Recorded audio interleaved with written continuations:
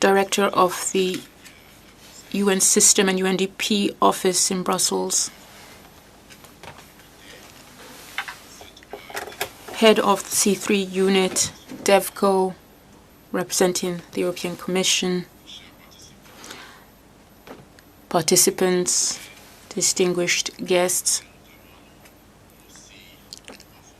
including our 6 focal points, regional coordinators of the program we will be discussing today. I would also like to acknowledge them.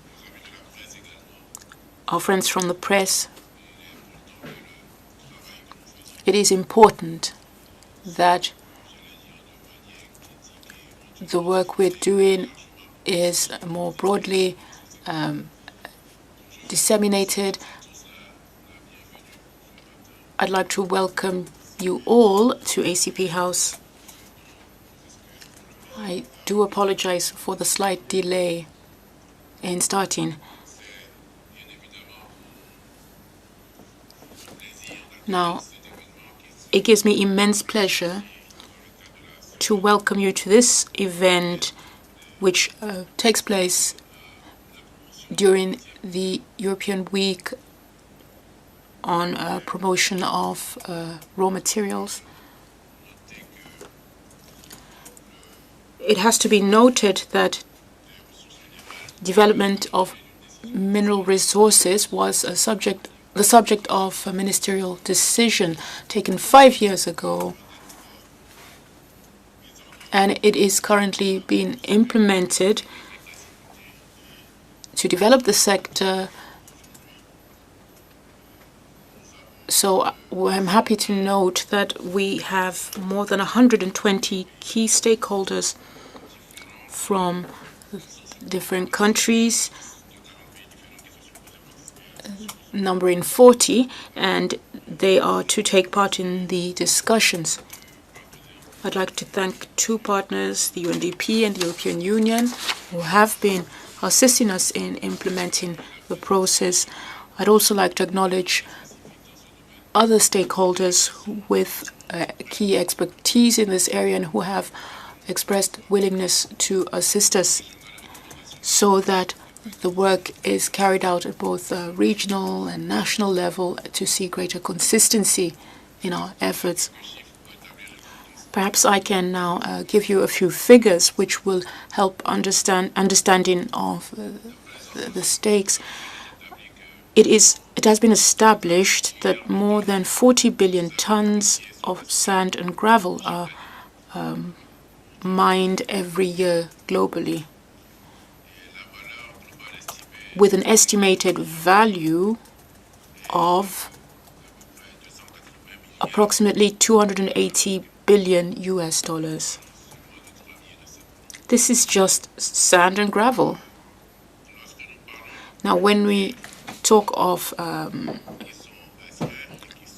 precious stones extracted, that figure, or the volumes rather, extracted are numbering 77 million tons with a value of $30 billion US annually. And when you compare that to minerals like gold, we realize that just 2,000 tons of gold a year are extracted with a value of $80 billion US.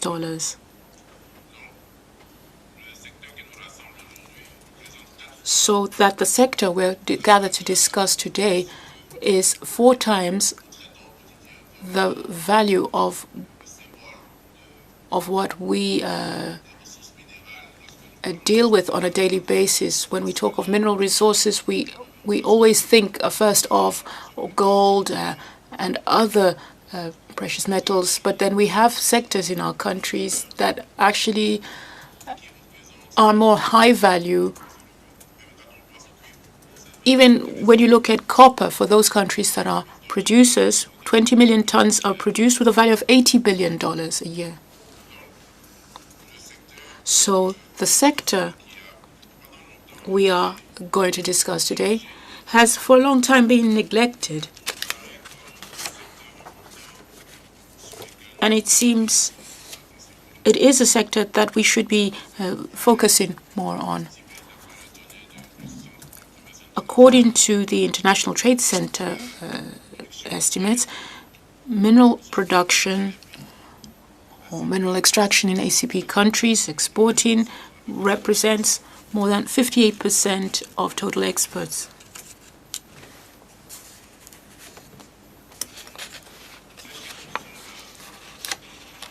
I feel these figures are important globally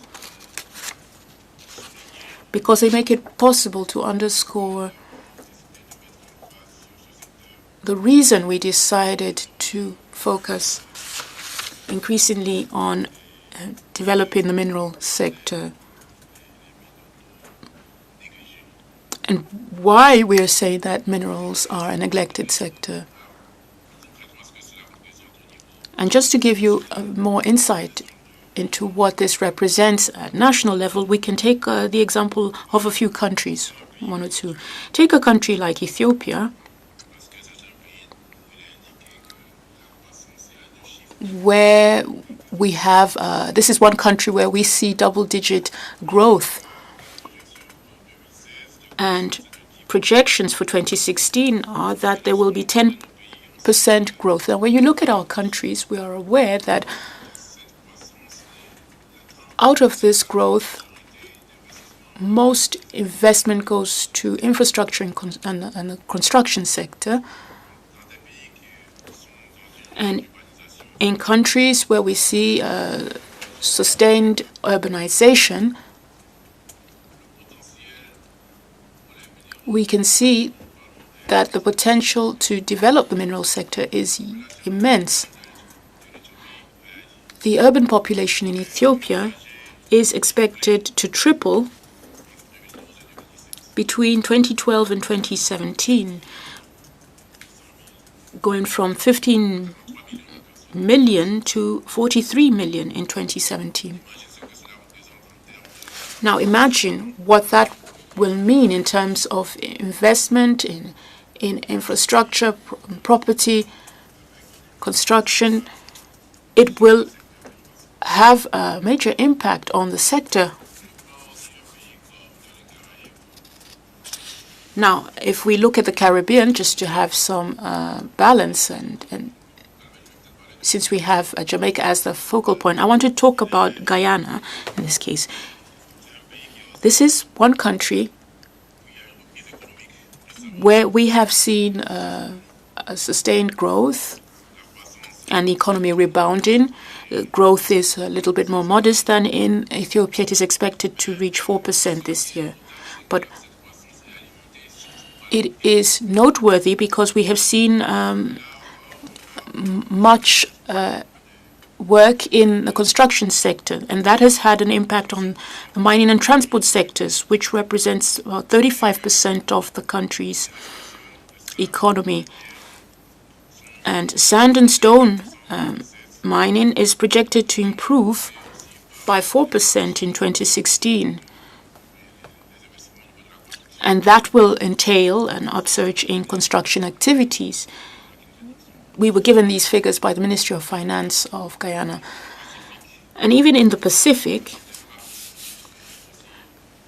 the impact is quite palpable. Now, there are 8 small Pacific Island countries which are listed among the 20 countries in the world with the highest average annual natural disaster losses. And when it comes to reconstruction efforts, when we seek to rebuild normally, and I'm sure my colleague from UNDP will tell you that when you rebuild, you must build better and make the buildings more sound. And This is also an opportunity for the construction sector. So you need to strike a balance between use of the mineral resources, given that in that region you have one country with an example that you would not want to see replicated elsewhere. So you need to see to it that you can use these resources for reconstruction efforts. For example, Samoa allocated $5 million in its budget this year for the hosting of the Commonwealth Youth Games.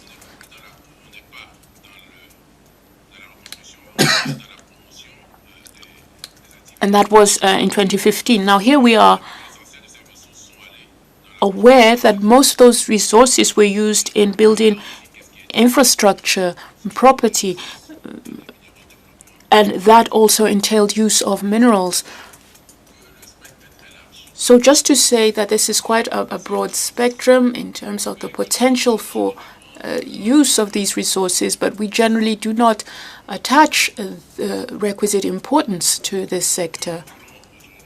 Now, what we seek today and what we would like to see happen with this program is to ensure we make progress in the 6 strategic interventions as defined in the framework of action for mineral resources development in the ACP. I'll just remind you of them. These are enhancement of institutional capacity in the mineral sector, development of exploration and geoscientific information systems, and also to development of the small and medium scale mining sectors. And the 4th area of intervention, which is still very relevant, coming out of the Paris and Marrakesh processes, is to reduce the social and environmental impacts of mining in our countries and societies. 5 is improvement of the energy and transport infrastructure. And 6, development of mineral sectors, industrialization and diversification capacities in the mineral development sector. Now, this framework was adopted in 2011 at ministerial level, and that is the background to this program. At ACP level, we are trying to now determine how this program can contribute to pushing forward the objectives we set for ourselves under the framework for action the ministers adopted. And much of this was informed by the African Mining Vision, which was adopted in 2009. The content we felt was good, and we also thought it would be appropriate to ensure we do not stray too far from our core ideas, so that the ACP would be able to build on these ideas and extend them to the Caribbean and Pacific as well. At this point, I just want to say that the program, which has now been underway for about a year, just under a year, has reached cruise speed. Earlier on, I mentioned that we have the 6 regional coordinators or national coordinators. They were all recruited as planned. We have engaged in training activities at regional level, and most likely we will hear about this in the presentation that will be given. But we would like to see improvement and enhancement of our activities in terms of building capacity and ensuring training results in an investment, perhaps in creating jobs and actually being able to quantify that in terms of number of jobs created or wealth built. And this is something we need to keep in mind constantly. As you know, resources are mobilized for a program and maybe they are being taken away from another program. So if we've opted to invest in a certain area, we want to ensure the impact is maximized. So there you have it. We wish to welcome you to ACP House this morning. I'm certain that our deliberations this morning will be useful and that they will lead to very fruitful discussion, and that once the session is over, we will be much better informed about the sector's challenges. Please note there's also an exhibition that is to take place downstairs in the lobby. Perhaps during a break you can go through the exhibits and watch some of the video footage which has been provided just to show the potential in this sector. Thank you.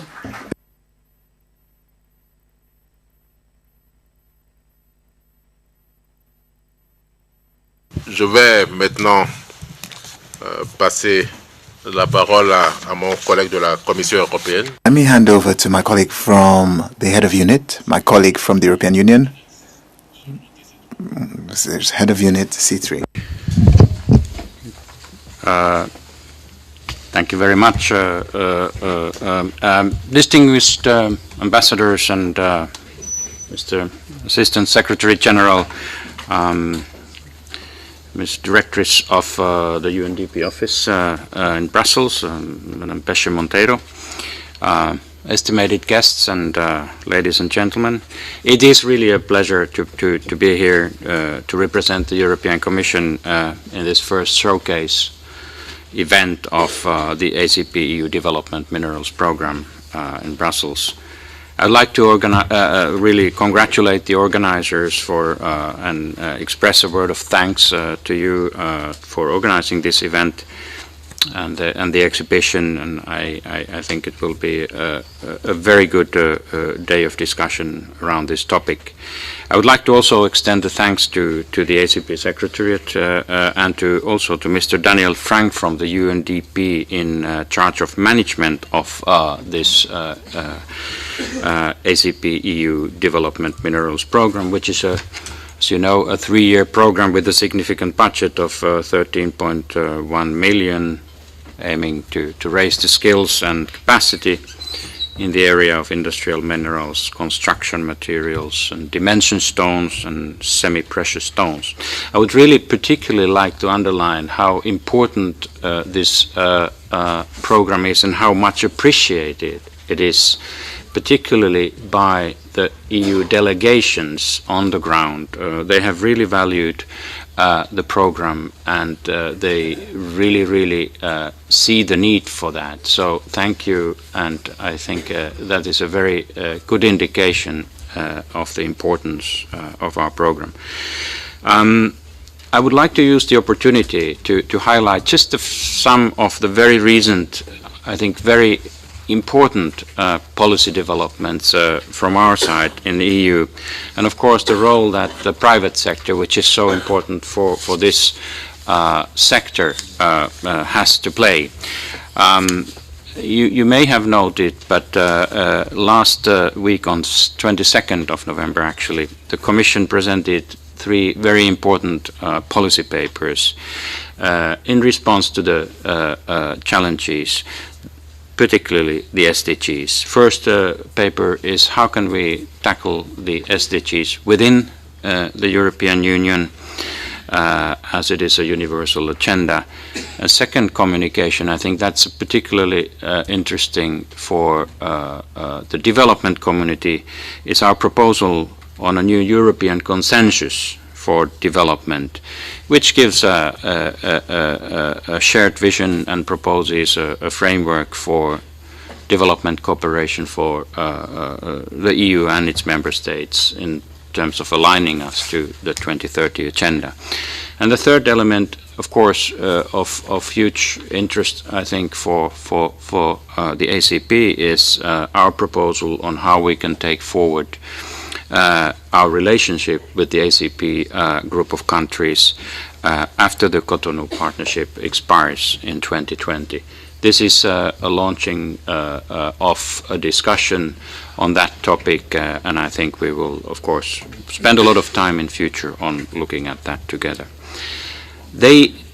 Altogether, these policy developments are actually a paradigm shift in development cooperation for 2030 agenda, and really putting forward this new framework allows us to look into the 5 Ps, the challenges on the 2030 agenda on people, planet, prosperity, peace, and partnership, and putting also emphasis on issues which are of huge importance, such as gender equality, youth, jobs, sustainable energy, climate action, investment, and private sector development engagement. And this is all about the consensus. How would you put it in action? A big example from our side is the recently proposed external investment plan. This is an investment plan where the core is at using official development assistance to leverage funding, particularly from the private sector, in order to create sustainable growth for the benefit of our partner countries. And this will help us tackle the huge investment gap that needs to be filled. I'd like to take the example of Africa and looking at sub-Saharan Africa. The growth rates are very high, at around 4.5% in 2015. It's been based on largely on raw materials and oil and gas, which are very capital-intensive sectors, but sometimes do not really provide for significant amount of jobs. Just an example which struck me lately when I saw it was used by the African Development Bank president. He said that, Africa amounts for 75% of global cocoa production, but only 2% of chocolates. And this, I think, shows that there is a strong case for improving the value addition and transformation of the economies. And this is really the spirit of our external investment plan. It's the spirit also, I think, shared by Africa's 2063 agenda. So I think a huge alignment in efforts there. So this is our external investment plan. It plans to leverage at least 44 billions of investments in Africa. We do it by putting approximately 4 billion of grant funding that will then be, have this leverage effect. Now, private sector, of course, is key. Private sector provides 90% of the jobs, 85% of the GDP, and the potential of the minerals, development minerals, in this is very important in creating jobs, improving livelihoods, and contributing to human development through the private sector. So it is really a hugely important pathway for economic transformation at local and at national and also at regional levels. For example, the construction industry alone contributes to 12% of Uganda's GDP, and some conservative estimates indicate that more than 1 million people in Uganda are engage in this sector, with also women and children, making up of 25% of that workforce, just to note that. The development minerals provide just, crucial inputs for domestic economic development, have the potential to be high value in terms of national development. And that's where the value proposition of the development minerals really stands. It's about boosting the quality of life and people on the ground at the local and at national levels, with the ripple effect of then catalyzing also intra-regional trade. So it's just summing up, it's a sector that is an indispensable part of the transformative change and the value addition agenda that is needed. Now, the ACP-EU Development Minerals Programme is working hand in hand with our EU Development Cooperation Framework to better integrate the private sector development objectives in our support strategies, an area which is really boosted by the SDGs and the Addis Ababa Action for Action, and we are very much looking into how we can do it today. It really complements EU's ongoing efforts towards catalyzing resilient and inclusive and improved extractive sector that improve the miners' productivity and their cumulative impact on poverty reduction efforts at local level. So with this, I would like to just thank you once again. I would like to congratulate the organizers and wish you a very, very successful discussion and event around this very, very important program. Thank you very much for your attention.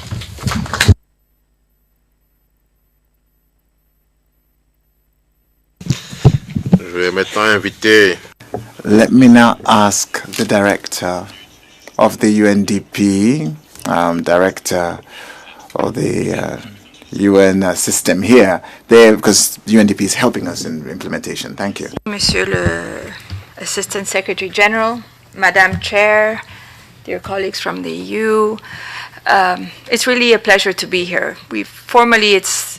This event is called the Showcase, but actually what we are interested in is not just showing the successes of the projects, but it's actually to make it as an integral part of the program. And this was discussed amongst ourselves. It was really crucial, given that they are neglected and forgotten or unknown aspects of the private sector and of the mineral sector, that this was a very good opportunity to sit, to discuss, to share, and to get feedback. This is not just a showcase. It's really a space this morning dedicated, and I will be staying because we are very interested in making sure that we can exchange information, share our considerations, and also get feedback on the program. Those of you who have seen me before, and I feel very much part of this house because I've been here on several occasions, I've always said that the commitment of the UN, and in this case specifically of UNDP, is to make sure that whatever partnership we have on these sorts of programs really have to make an impact on the people. They have to get to the countries, they have to get to the local communities, and they have to make a difference. Our joint engagement on this is really fundamental. And as you were saying a short while ago, very often when we talk about private sector, we try to sort of think of the big multinational private sector. But actually, and you will hear it in every intervention I'll make on this project, I'm very passionate about this program because we're really talking of the private sector, the local, the not just the national, the local private sector, and really how it is built, how it affects people, how we make sure that women are part of the process, and how do we work to make sure that they are the actors of the development, that the benefit comes back to the people, to the families, to the local communities, and that this in turn generates a turnover of the local and national economy, as you were saying, that really has an impact. I'm not going to get back to the details of the importance of the sector because the ASG has been, I think, very clear to it. But part of our engagement not only is to make sure that it actually gets to the people and to the local communities, but it is also that it has a wider spillover effect. We've invited the 40 countries that benefit from it. You'll hear, because we've brought in the people from the field to talk about the real things that are happening on the ground.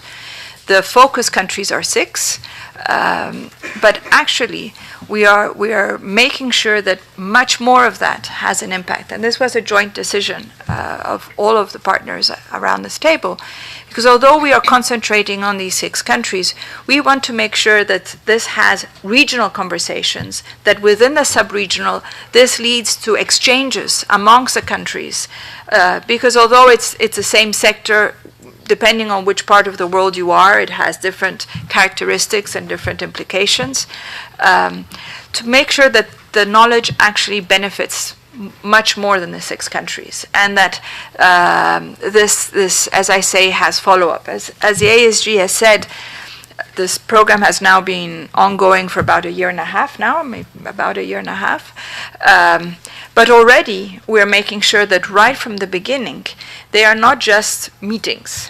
First of all, we have people we have focal points. They are connected to what is happening locally, to the national plans, but they are also connected to the beneficiaries, to the actors. And we are making sure that there are follow-up plans that are formulated in the same workshops, so that in fact it's not just people who are sitting there, but the knowledge that is shared has to materialize into specific action that then needs to be implemented in the countries. And hopefully specific actions that will benefit the national policy and also the specific actors that are involved. And as you will also see, there is a gender strategy. And we have wanted to make sure that women, we are informed that more than 40% of the actors that are involved in these in this part of the mineral sector are women. They're women workers, they're women beneficiaries, they're women entrepreneurs. We have to make sure that the work of these women is A, visible, and B, included. Because we all know that if this is not done deliberately, then they sort of fall between the cracks and are a forgotten sector. We have, as the Assistant Secretary General mentioned, this program starts from a deliberate desire in the African continent to look at the mineral sectors, the extractive sector. This was the basis of the strategy of the Council of Ministers, also of the ACP 5 years ago, decided this as a priority. And the idea is that the UNDP in this case and the EU in partnership are there to support the strategy, the ACP strategy. And what we bring to the table is what the UNDP brings to the table, and that is, on the one hand, our presence in the countries and our strategic relationship with the institutions in the country, the national development strategies, the national sectoral strategies of linking up to these, but it also brings in its operational capacity in the countries. What we also bring in is our substantive know-how. We have a colleague who is in the room who is the part of the extractive, the UNDP extractive program. We have a strategic group of people who know about extractives, who link with the African Union Commission, who link up with the sub-regional entities. Likewise, we link up to the regional organizations in the Pacific and in the Caribbean to make sure that this is not just operational, but it also benefits from the know-how, and it makes sure that it feeds into the other things that are happening in the different continents. So it is really, and of course, of developing toolkits, knowledge instruments, links with the press to make sure that this goes beyond the actual projects. Today, for example, we will have a press conference, and it's not just to sort of show off what we're doing, but we're hoping that this press conference will also make this sector, which is neglected and unknown and maybe not sufficiently supported, to have an impact that goes beyond the actual programs themselves. And lastly, as our colleague from the Commission said, this falls within the framework of the SDGs. And I have to, and when I say lastly, it's not because it's least important. The SDGs is the framework within which we are all operating. And what the UN is doing on the ground is of supporting with the UN and the EU and all of us. Of course, the EU in its internal strategy has a primate responsibility, but the responsibility and the engagement on the SDGs is really national. What we are there is to facilitate, to support, to accompany, to help finance. But the SDG strategies, and I say this over and over all in Brussels, because somehow it does not resonate so much. There are 100 countries in the world who are already implementing the SDG agendas, who are already looking at how to mainstream this, how to make it a reality, who are looking at how their national strategies include it. Now, this sector is very closely tied to the SDGs. It's part of it. Goal 9 refers to it. It refers to the infrastructure that needs to be inclusive and sustainable, and it must innovate. It must foster innovation. This is very much what we're doing with this program, so the link is absolute. And then, of course, the Goal 5, which talks about gender equality, and I really think, and we will see it when we get to the end of the program, of how having included women and men, but specific to their engagement, will have made a substantive difference in this sector, and how specifically and concretely this will have had an impact on the communities on the ground besides the women themselves. I'm going to stop there because I think I would like us very rapidly to come and listen to the people who have come from the field, and also to get the feedback from you. But I would like to thank you very much. I know this week has been a very intense week because of the council meetings and the discussions on the consensus and on the policy paper on the ACP. But your member states in the ACP and in the EU are also our member states, and we are very much engaged to support you in this work. Thank you very much.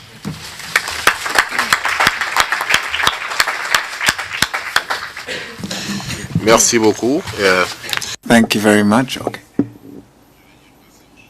Perhaps let's get down to the serious business, and let me respectfully call on the Ambassador of Jamaica, Ambassador McNeish, to assume the chairmanship of this first session. So you have the microphone.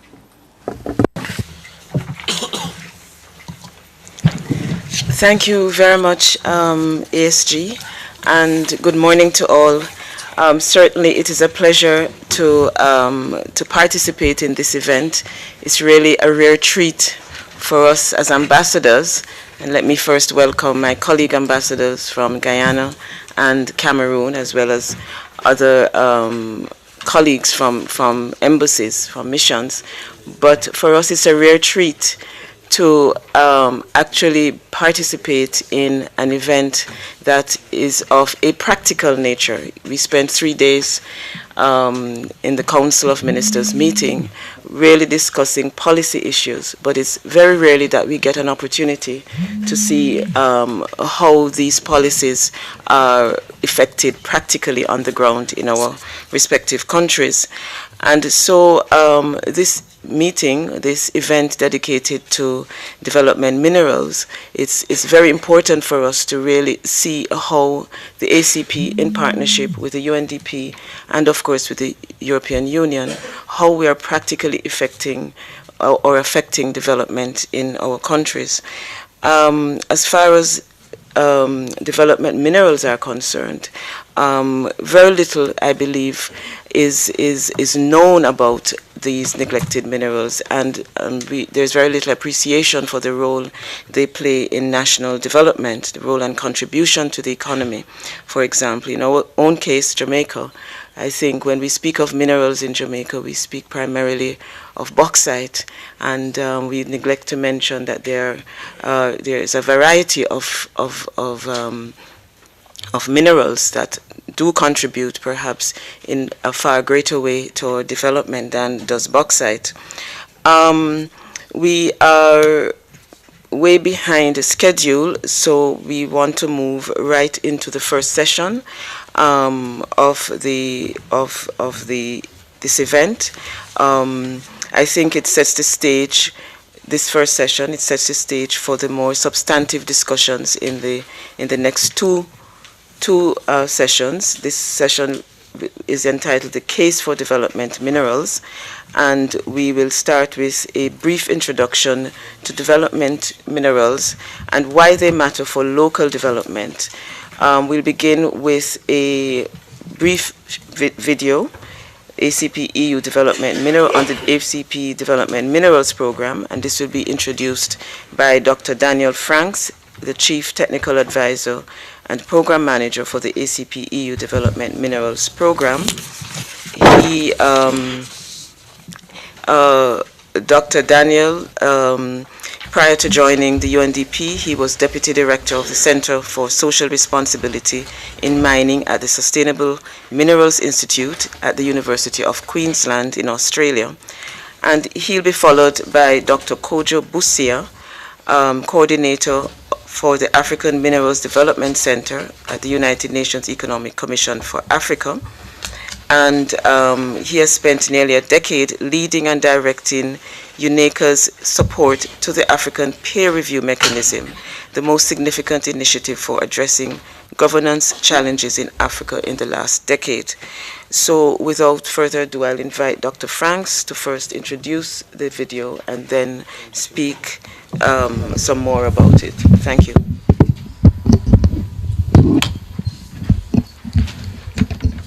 Thank you very much, Ambassador Ismail.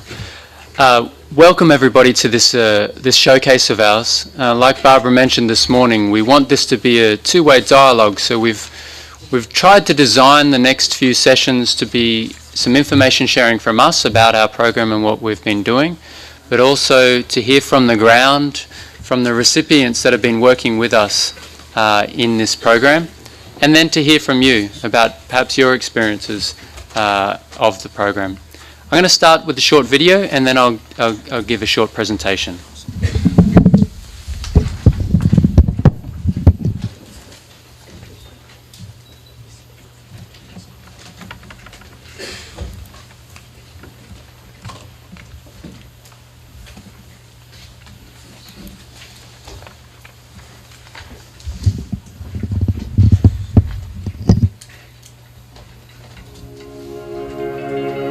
The ACP-EU Development Minerals Programme is a 3-year, €13.1 million capacity building programme that aims to improve the human development and the sustainable development outcomes associated with the mining of construction materials, industrial minerals, dimension stones and semi-precious stones. C'est un projet qui a été initié déjà par les ministres ACP qui s'étaient réunis en 2010 ici déjà et qui avaient voulu donner notre dynamique à la compréhension que nous avons des problèmes liés au secteur du développement des ressources minérales dans les pays ACP. Nous avions développé un plan d'action qui a été validé en 2011 et ce projet vient en réalité comme une première phase de la mise en œuvre. C'est un projet qui est très concret par rapport aux problématiques que nous avons en face. There is a greater focus, I would even say fixation, for the metallics and higher value sector minerals like gold, diamonds, and high value gemstones, and so on and so forth. And less attention to industrial minerals, dimension stones, to construction materials. And yet, those are the materials that form the foundation for development. Moi, je propose que les organisateurs pensent à développer le leadership féminin dans les zones minières, parce que une femme, quand on aide une femme à se développer, on aide du coup un village, on aide du coup un pays.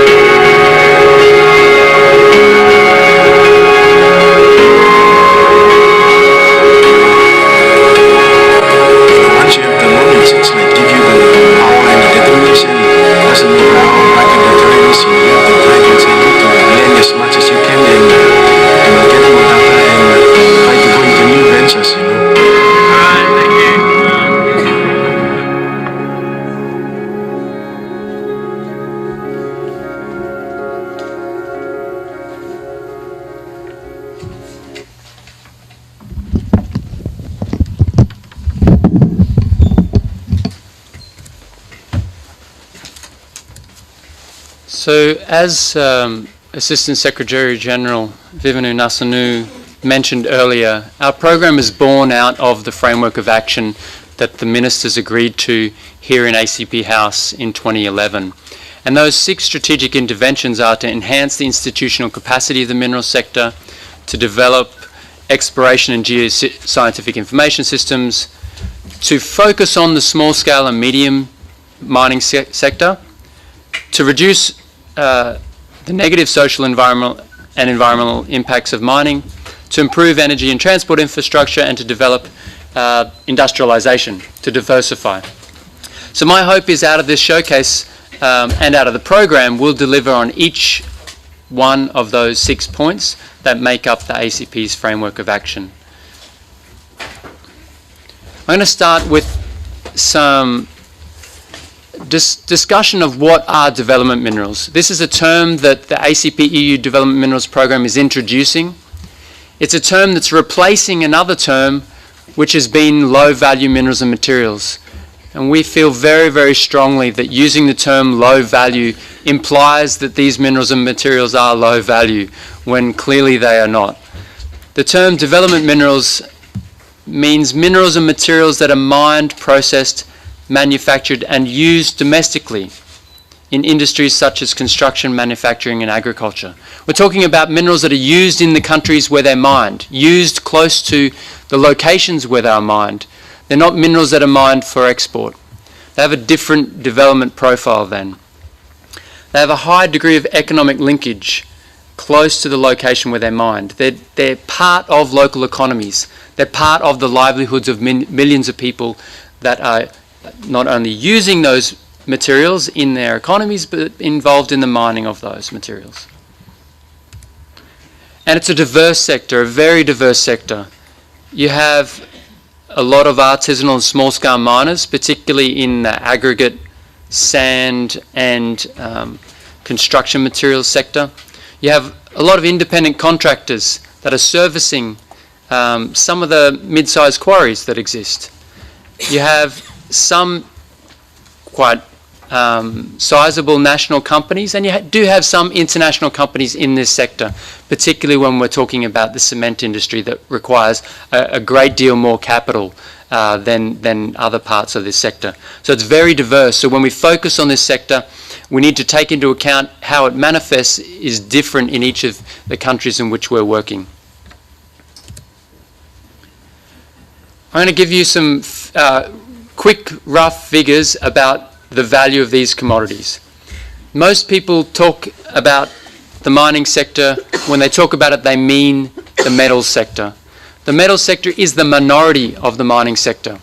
The majority of the mining sector is actually development minerals. But when people think about the sector, they think about it because of the high price that some of the metals and precious stones can get on the market.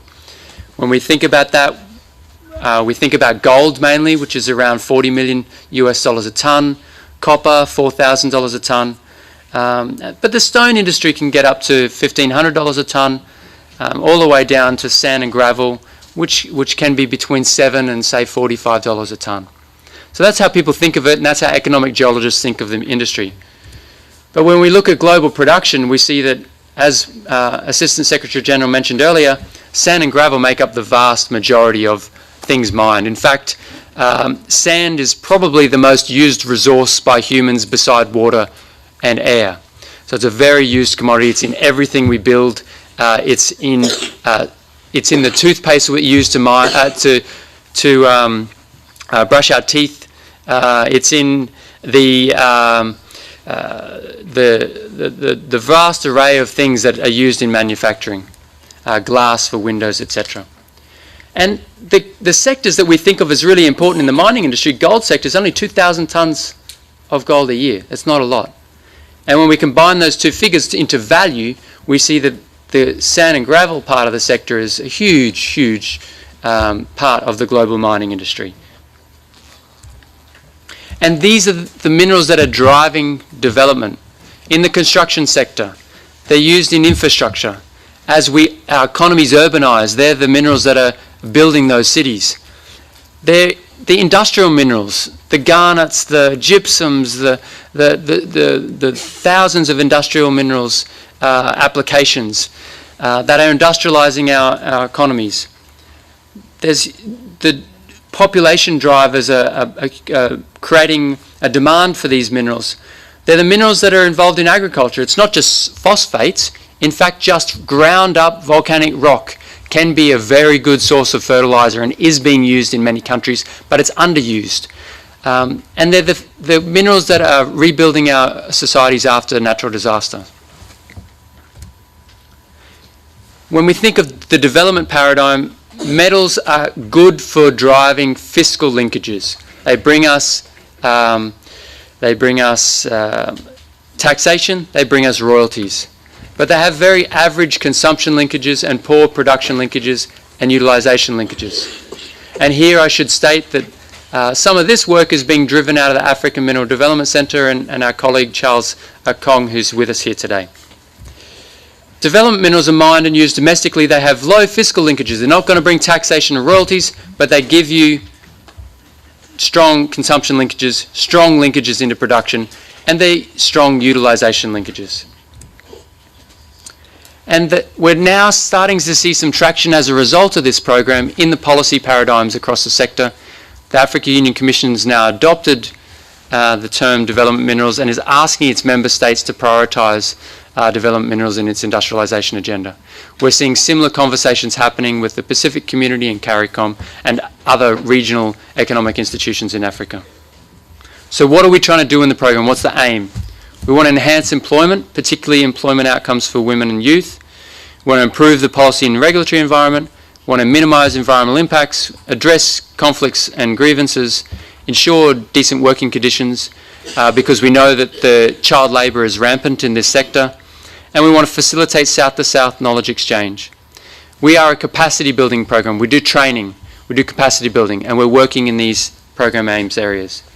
Our themes are mine and quarry management, environment, health and safety, entrepreneurship, market analysis, geological data, and community relations. And our activities, with our 40 participating countries, we do regional level training. Each of our training participants develops a return to work plan. We work with them to implement that plan when they go home and meet the outcomes of our training. We develop knowledge products, we have field trips. At the country level, we have 6 focus countries: Fiji, Jamaica, Cameroon, Guinea, Uganda and Zambia. Here we've got extra investments in sector assessments, baselines, roadmaps, trade fairs, dialogues with communities, small grant funding, policy review, a whole suite of activities that you'll hear about this morning from our coordinators that are coming in from our focus countries. We have held, as you saw in the video piece, 29 workshops in the last 18 months. We've trained more than 1,100 people. It's a large amount of activity that's happened, but it's only in the next phase of the work that we're going to see what that training activity means for people on the ground. And we hope to start that dialogue today. We deliver our programs through partnerships. Of course, we've got our core partners, but we've got the ministries of our focus countries. Our coordinators sit in those ministries. We have a country working group that's the stakeholders of the sector in each of those countries that come together and meet and decide on which are the priority areas of action. We then, in our regional training workshops, we work with partners to deliver those. We've just finished a series on environment, community health and safety, where we worked with the African Union Commission and we worked with the African Minerals Development Centre and each of the regional economic communities, ECOWAS, ECAS, etc. We worked with CARICOM and we worked with SPC. Our last training workshop in that series will be held in Mozambique for Southern Africa in February or March next year. And then we've held a range of different training workshops also with African Minerals Geosciences Centre, Giraffe, which is a geoscience network in Africa. We did a training workshop in Italy to bring quarry managers from all around our 40 countries to the stone sector, the heart of the stone sector in Europe, to learn how Carrara in Italy has been working with its stone sector, and for those quarry managers to go back home. We've actually got one of the recipients here today who will share with you what he learnt from that training workshop. So there's a brief overview of the program, what we're aiming to do. Now in the next few sessions you're going to hear about what we've done. Thank you very much for your time this morning, and we hope that you'll enjoy the sessions to follow.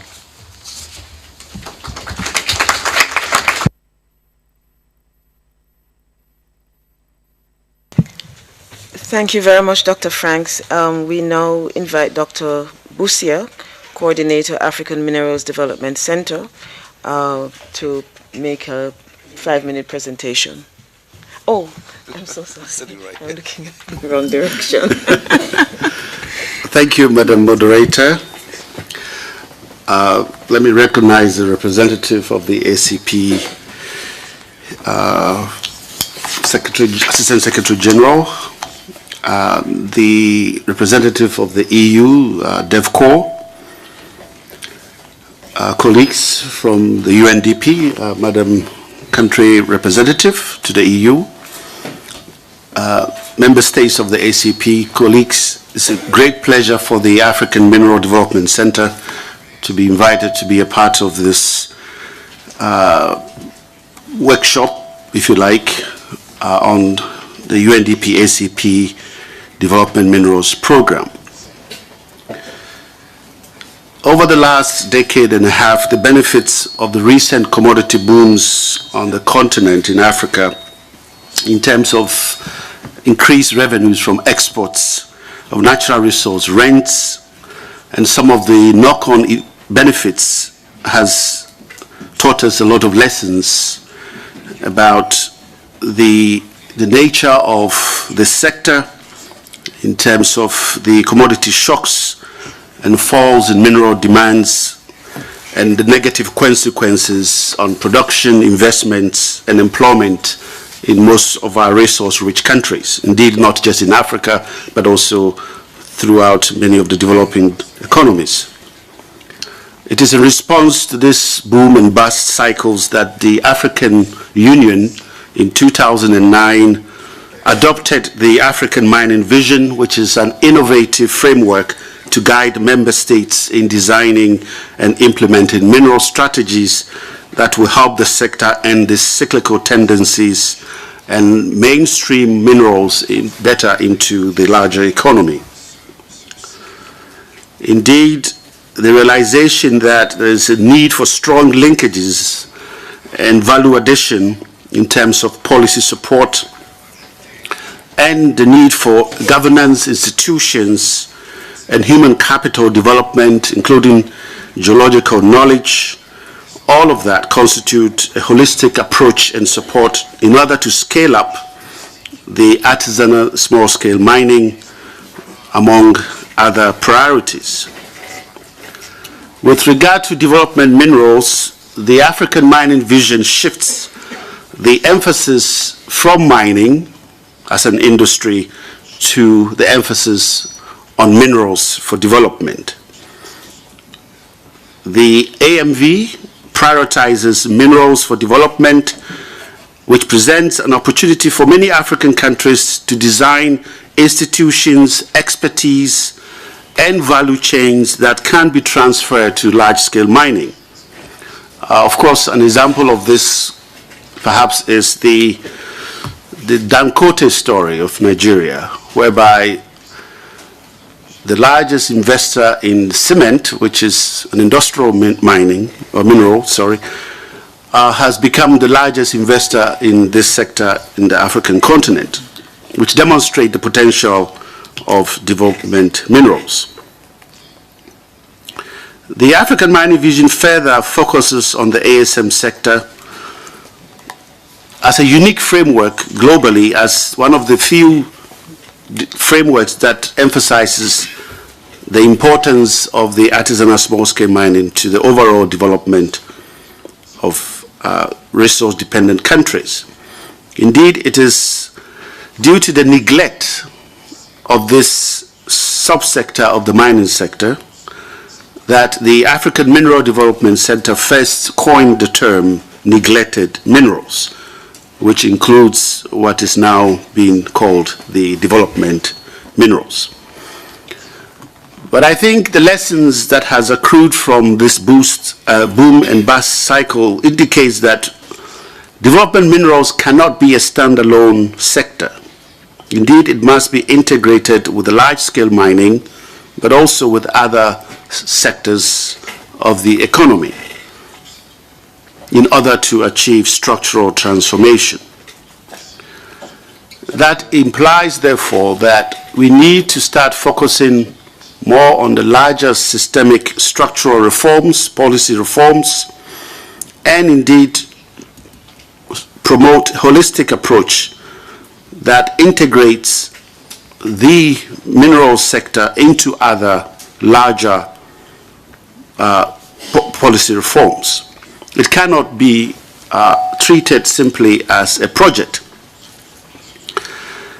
And this perhaps is the contribution that the African Mineral Development Center brings to the table in terms of our approach to mineral development is through systemic structural reforms, investments in other sectors that enables the promotion of the mineral sector as a whole.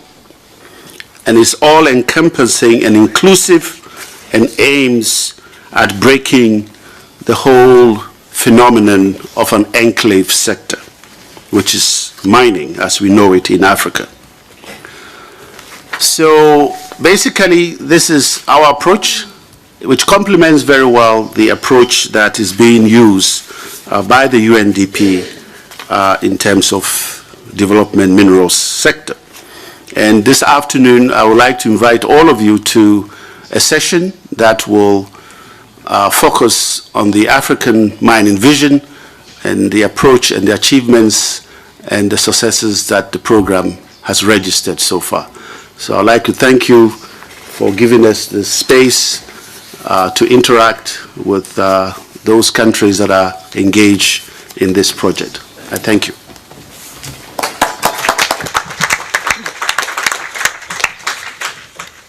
Thank you, Dr. Busia, for that very interesting presentation. Before I open the floor for question and answers, I'm a little visually challenged, so I omitted to recognize my colleagues from the Solomon Islands, Sierra Leone, and I think Zimbabwe is hiding somewhere. Ambassador of Zimbabwe is hiding behind his counselor, but welcome all, and welcome to other representatives from missions. As I said at the outset, we are pressed for time, but we want to hear as much as possible from you, from the participants in the program, your experiences and your reactions to the presentations made by Dr. Franks and Dr. Busia. So we'll open the floor. We'll perhaps give no more than a minute and a half, 2 minutes to each person, and then we will invite the presenters to respond as appropriate. So the floor is opened.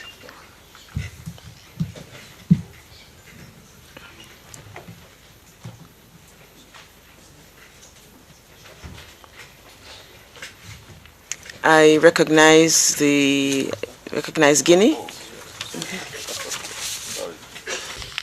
Merci beaucoup, Madame la Présidente. Je voudrais saisir cette occasion aussi. Thank you, Madam Chair. I'd like to take this opportunity to thank Dr. Frank for the brilliant presentation. My country, Guinea,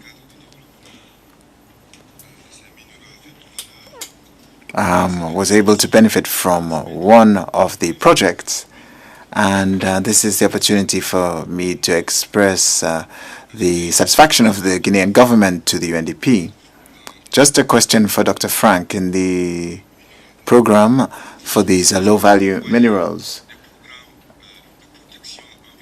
are there environmental protection programs, especially with regards to security in these areas?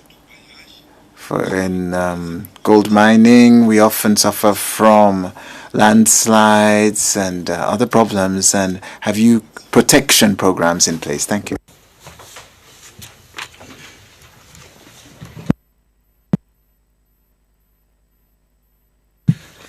Perhaps we could have a round of questions, and then the respective presenters could respond.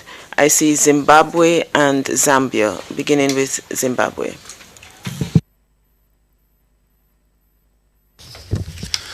Thank you, Chair, for giving me the floor. And firstly, I would like to thank the presenters for very illuminating presentations. And I would like to specifically address my question to Dr. Frank. And first of all, to say to you that we, as a region, look forward to the meeting, the seminar that is coming up next year in Mozambique. And recognizing the importance of those exchanges, we wish to know if there is a database of the participants who have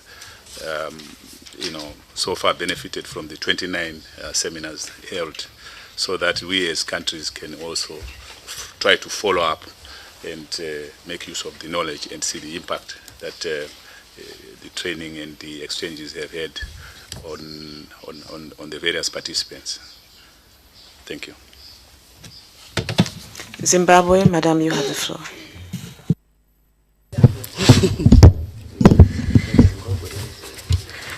Madam President, thank you very much for the opportunity. Zambia is the beneficiary of the program, and of course it's one of we have a presenter who will come in later to give the details of how good the program is working for the country. I have figures here. There are 40 countries, Dr. Frank, 40 countries, a 3-year program, 6 strategies, and $13 million. My question would be, how are the allocations done of this $13 million? And the next question would be, the program is already halfway through. I think it began a year back, if I recall, and we are already remaining with a year and a half. So how is the progress so far? And how sustainable is this program? I know women have been targeted, which we're really happy about, that they're being empowered. But what will happen after the 1 year? How do you sustain the program? Thank you.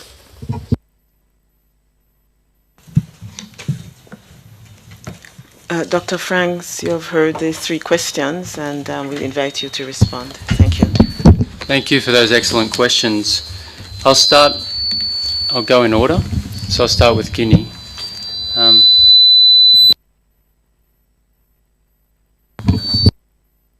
Could the speaker take his headset off?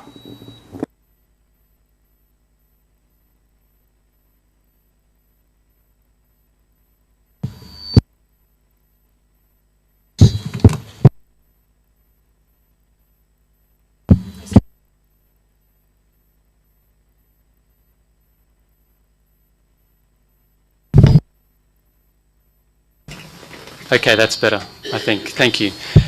So on the issue of environment,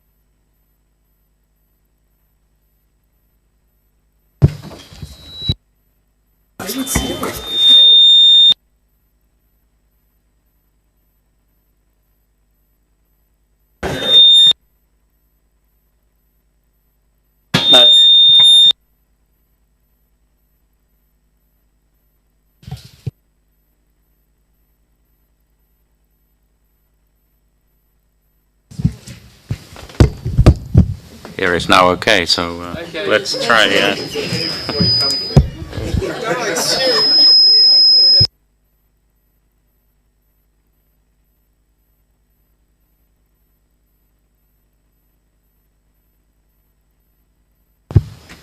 Okay. Oh, too much promise. money. Yeah, no, well, that's not it.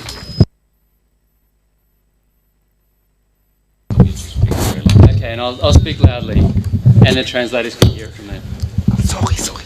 Okay, so thank you for the question from Guinea. Yes, this is a sector that has significant environment and health and safety challenges. Those challenges are probably not at the same scale as the metals sector because of the way that the commodities are mined, and the chemistry of the commodities is such that they don't tend to mobilise metallic waste in drainage, so in water pollution. But that said, the significant environmental issues are to do with land clearing, are to do with dust, and to do with sedimentation of local rivers. So these are issues that we've been dealing with in our first series of training workshops, which has been on environment, community, health and safety. Most of the problems of the sector arise because the sector is informal. There's not a great deal of regulatory oversight of the sector. The small-scale miners that dominate the sector are doing it in ways that are not, they don't have proper licenses, therefore the ministries don't tend to follow up and enforce environmental regulations. So our work has been to work with governments to formalise the sector, to have a better policy environment, therefore to have better oversight of the sector and bring it out from the neglect that it's in, because it's through neglect that we're getting the poor environmental outcomes. To Zimbabwe, the way in which we select participants is twofold. We have a public process whereby all of our workshops are announced publicly and distributed widely on different platforms, including our newsletter list, which has all of the 40 participating countries has a focal point in the ministry, and that focal point distributes our request for applications widely. We then select the participants based on technical criteria and talk with each focal point of the countries that are represented in the program in that training workshop about the selection. So we work with the ministries in the selection process, but we make sure that all of our stakeholders are represented: civil society, government, private sector, and academic institutions. We then have, of course, a database of all of our participants. Each of our participants has a return to work plan. That return to work plan is usually done in a country group, and the focal point from the ministry in each country leads that return to work plan process with the participants. We follow up on those return to work plans and provide support where necessary. And we have, in fact, one of the Nigerian return to work plans is being presented today. In terms of allocations of funds, about half of the program is spent on the regional aspects of the program, regional training workshops, which all 40 countries are participating, and the other half is for the 6 focus countries. The 6 focus countries receive around between 700 and 900,000 euro for their more or less 2-year program. The variation depends on how much co-investment has come from the country in terms of the UNDP country officers often contributing extra funds into the program because they see the program as being important in the country in which it's operating. Progress so far, we're doing about half. We've done about half the work we need to do. We've run one of the regional training series of workshops, and we're going to do 3 regional training series. The next one's on geodata, where we're working with the African Minerals Geosciences Centre in Africa, with the Pacific Community in the Pacific, and with the University of West Indies and CARICOM in the Caribbean. For sustainability, our coordinators are based in the ministry. Our programs, our training is focused on institutional capacity building. We want the curricula that we're developing to be continued on. So we are actually developing curricula sprints, which are taking our curricula and delivering it through universities. I think already, I can't remember the figure offhand, but 22 universities have been involved in taking our curricula so far and adapting it for their own use in country. The other way in which we're doing things is we're running a train-the-trainer style approach to training at the country level. So our workshop is delivered to train the trainers, then they go out and deliver the workshops and expand the impact of what we're doing, and therefore they become trainers in our curricula rather than the program being the trainers. We always use expertise from the region to deliver our training as well. So that in the short period of time, that's some of the responses I'd have, but I'm happy to follow up afterwards about any of those issues. Perhaps you want to say that we're going to do the midterm review. Oh yes, so we have a midterm review that is proceeding in mid next year, and that midterm review will look at the delivery of the program so far, and we'll be able to report back to the ACP member states. We also have an annual report that's produced each year. That annual report is available for 2015 already. We have a newsletter that is sent 4 times yearly, which all of our embassies and missions have been included in that newsletter. All of the focal points are included in that newsletter. We also are available to provide embassies and missions with briefs of who has participated in the program from the country to date, what has it meant in terms of their implementation on the ground. We've done that for some countries, and we're open to doing that for anyone that would like to receive that.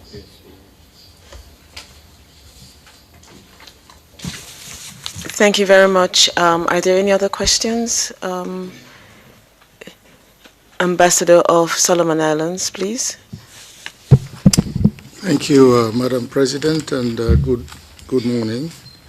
I also would like to thank the organizers of this very important workshop, and of course I'd like to thank the presenters this morning for their very informative presentation. I just want to ask a specific question on those countries that are not part of the focused countries on this program, whether the program can assist those countries identify, the potential or specific policy programs for the non-metallic mineral sector. Because I know that many countries, of course, my own country, the focus is on the metallic mineral sector. But the non-metallic mineral sector is perhaps an area that perhaps not ignored, but neglected, as the word that was used in the presentation. And I suppose this is an area that perhaps the program can assist countries like mine. Thank you. Thank you, Ambassador. The representative of Uganda.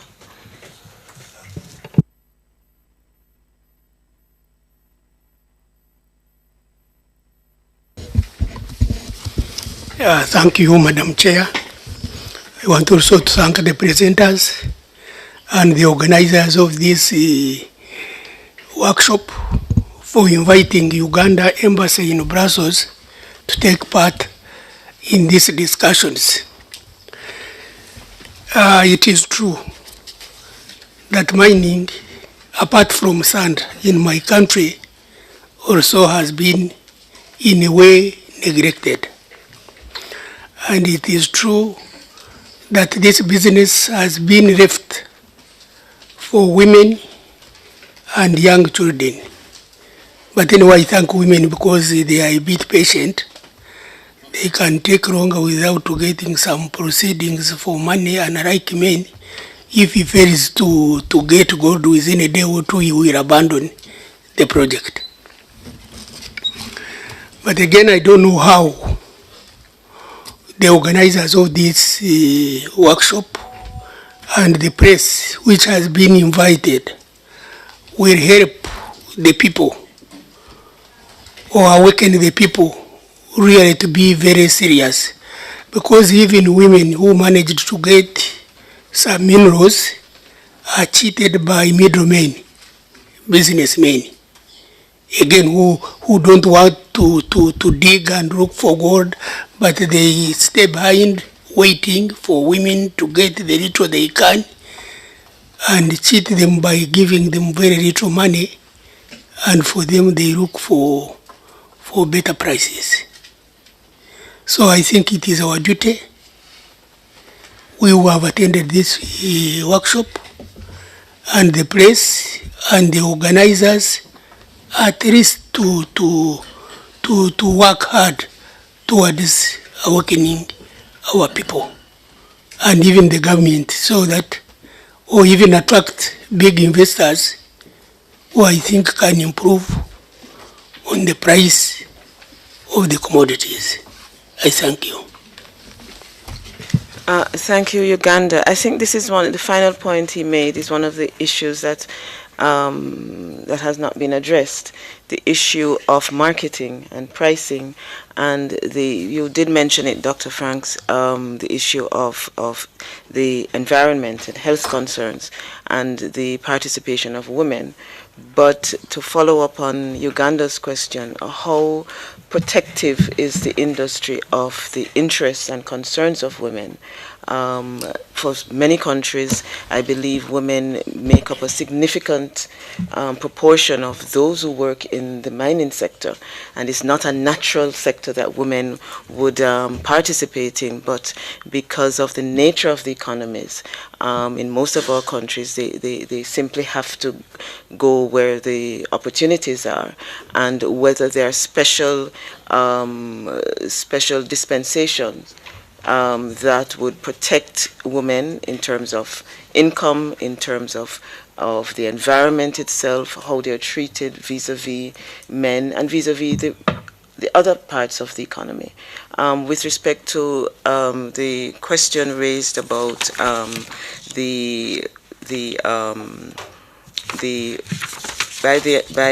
by Uganda about how they could participate and how the sector, the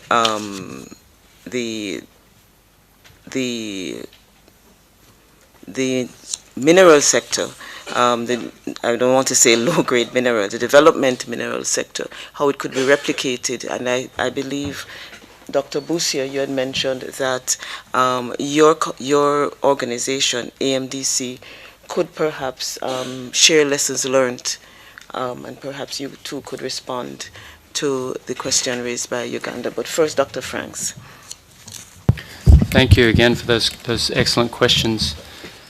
So the Solomon Islands is a very interesting case. A lot of Pacific Islands import materials for construction from Fiji, but Solomon Island is not one of those. It actually has a sector that is relatively developed in terms of providing construction materials. We had the benefit of having the Chief Inspector of Mines and other ministry staff to our workshop in the Pacific.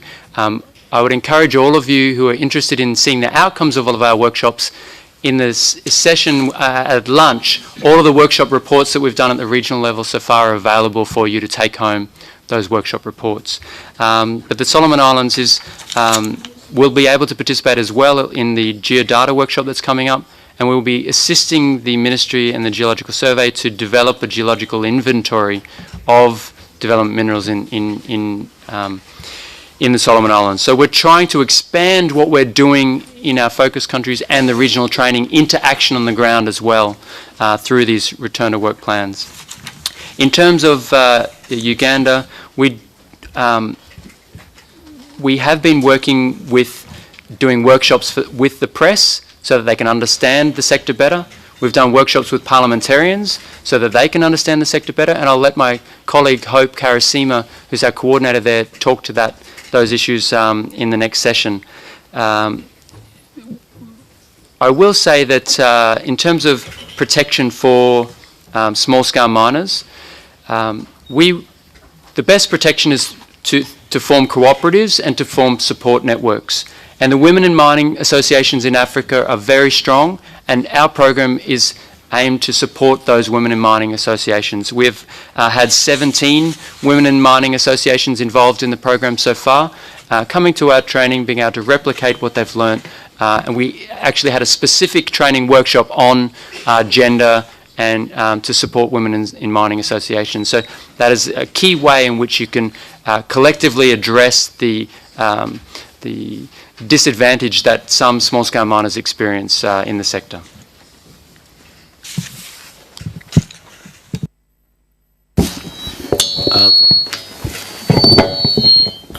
Thank you, Madam Moderator.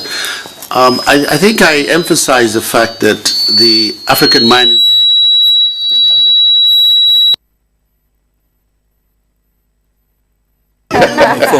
Is it the phone? I did emphasize the holistic approach that the African mining vision takes in terms of its approach to reform of the entire mineral sector, including development minerals. And that implies that it addresses all the governance institutions that underpin this sector, including markets, regulatory frameworks regarding health and safety of the sector, access to infrastructure, and all of that. So again, I think the question from Uganda sort of emphasizes the need for an integrated approach to this sector, and that we need to move beyond sort of project-focused approach to more sort of macro systemic reforms that will then enhance and better utilize the potential of the sector contribution, not only to enhancing livelihood within the household, but also enhancing the linkages of the subsector to the wider economy, and also how to link it with large-scale mining. In the metallic sort of artisanal small-scale mining subsector, one of the proposals, one of the approaches that we take is to link them with large-scale mining, so that small-scale miners in the metallic sector can sell their produce to large-scale miners, which is happening in some countries. Of course, it requires some regulatory oversight by a government agency or institution that will ensure that there is a smooth sort of access to those markets. And this, as I said, it requires a strategic thinking behind it. There is a need to have all stakeholders involved in terms of coming up with a strategic framework which we call the country mining vision. And most African countries are being guided by the African Mineral Development Center to implement what we call the country mining vision, which recognizes the existence of the artisanal small-scale mining. It seeks to formalize them, corporatize them, organize them into an articulated interest group, rather than as we said, the neglect in terms of policy is that they have not been brought to the table. And that's precisely what the African Mining Vision seeks to do, is to bring artisanal small-scale mining to the table, recognize their existence, provide incentives for them to gain access to credit, to markets, and to health and safety standards. So all of these are embedded in the African Mining Vision and in the context of formulating a country mining vision, which currently we have in 24 African countries. I think it will be useful to attend this workshop this afternoon, that we will have some of these issues discussed. Thank you. Thank you, Dr. Busia, and I think at this stage we will wrap up this session and move to the other session. But before doing so, I'll try to give a summary of the discussions, the very useful discussions we had, beginning with Dr. Franks and the video he presented early to set the stage for his presentation. And of course, he highlighted that using the term low value minerals is no longer used, and it's incorrect at this stage to use them. And there are minerals and materials that drive the development process at the local level, creating millions of jobs, and at the local and indeed at the national level. They have high economic linkages, and they lead, you can talk about a variety of minerals, from sand and gravel to gypsum and so on. They are key drivers for development, and they're key drivers of development in the construction, infrastructure, manufacturing, and agriculture and urbanization sectors. Then we move to Dr. Busia, who spoke about the work that the Africa Minerals Development Center is doing, and he emphasized the importance of scaling up the sector to profitability, and he just enlarged on that. The Africa Mining Vision, he indicated, is a blueprint for mineral development to build up people's skills institutionally as well as personally. He spoke about, I believe it is the Dangote Cement as the biggest cement conglomerate in Africa, which has now moved to development minerals in a very large way. He emphasized the need for a more holistic approach to integrate the mineral sector into the larger economy, that it should be seen not only as in terms of small scale production, but be given a much larger focus. I believe we have captured, in a sense, the presentations. It is obviously critical that the sector be given as much importance, if not more importance, than the metal sector. At the outset, Dr. Franks indicated that the metal sector is a minority compared to development minerals in terms of the contribution to the global economy and, of course, the national economies. And with that wrap up, I believe we can end this segment and move to the second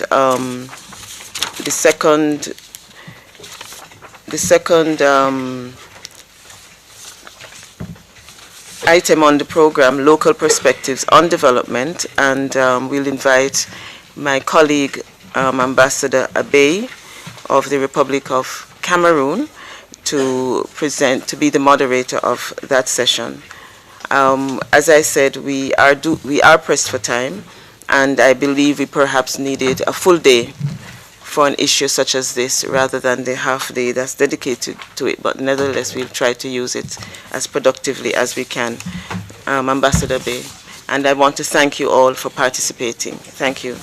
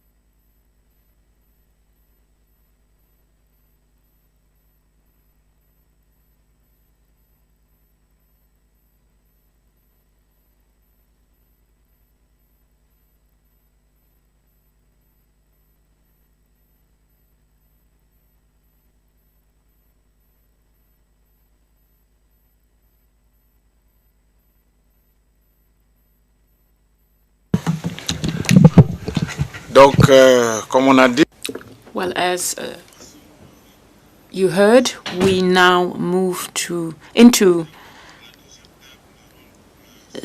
the next roundtable debate. This panel will involve listening to examples of practice and hearing from officials, public officials, describing their experiences. We have Ms. Natalie Mufalo, who is in charge of the Women Miners Association of Zambia. She has set up a program intended to create wealth and therefore to break with poverty so as to promote women's involvement in this activity. On my left, I have Mr. Sam Hart, a lawyer who worked for 13 years in the public sector as an advisor on law in mining. He was also involved, or heading in fact, a committee responsible for mineral resources. He worked on developing the mineral sector in his state. We will also hear from Mr. Bob Onemilanto Andrea Mifidi.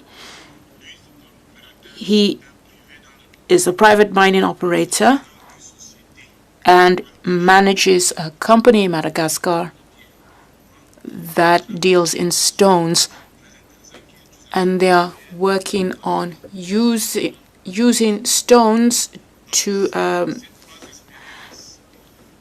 make cobblestones and to pave roads. I do hope that you can give your presentation quite briefly, which will then leave time for questions. And we would therefore learn more about the challenges you must surely face, and you can tell us how you managed to overcome those obstacles.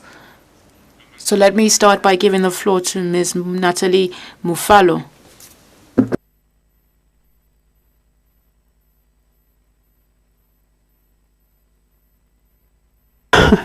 Thank you. Assistant Secretary General, the heads of various organizations, country representatives, gentlemen of the press, distinguished ladies and gentlemen.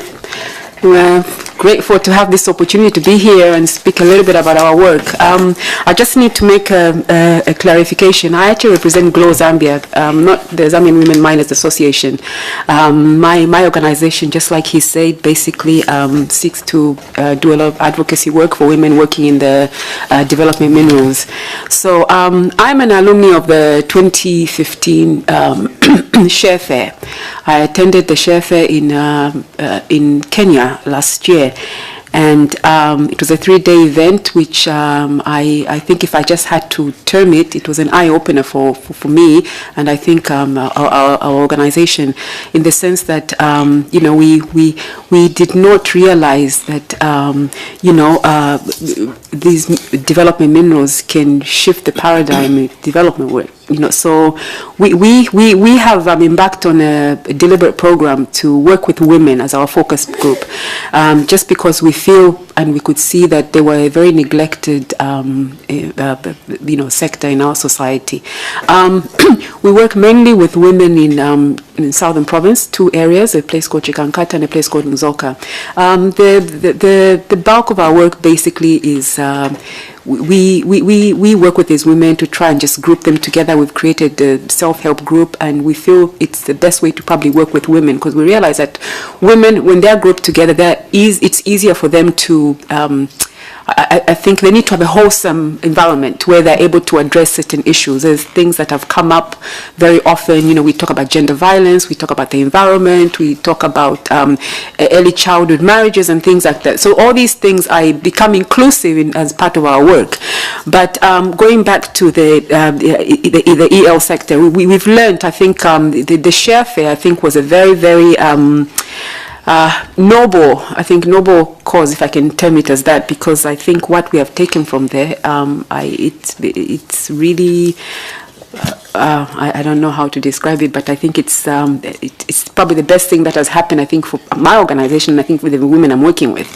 So I know I don't have too much time. I would have liked to talk a little bit more, but if anybody needs to know more about our work, I'm very happy to talk a little bit more about it. But that's really, in a nutshell, what we've done.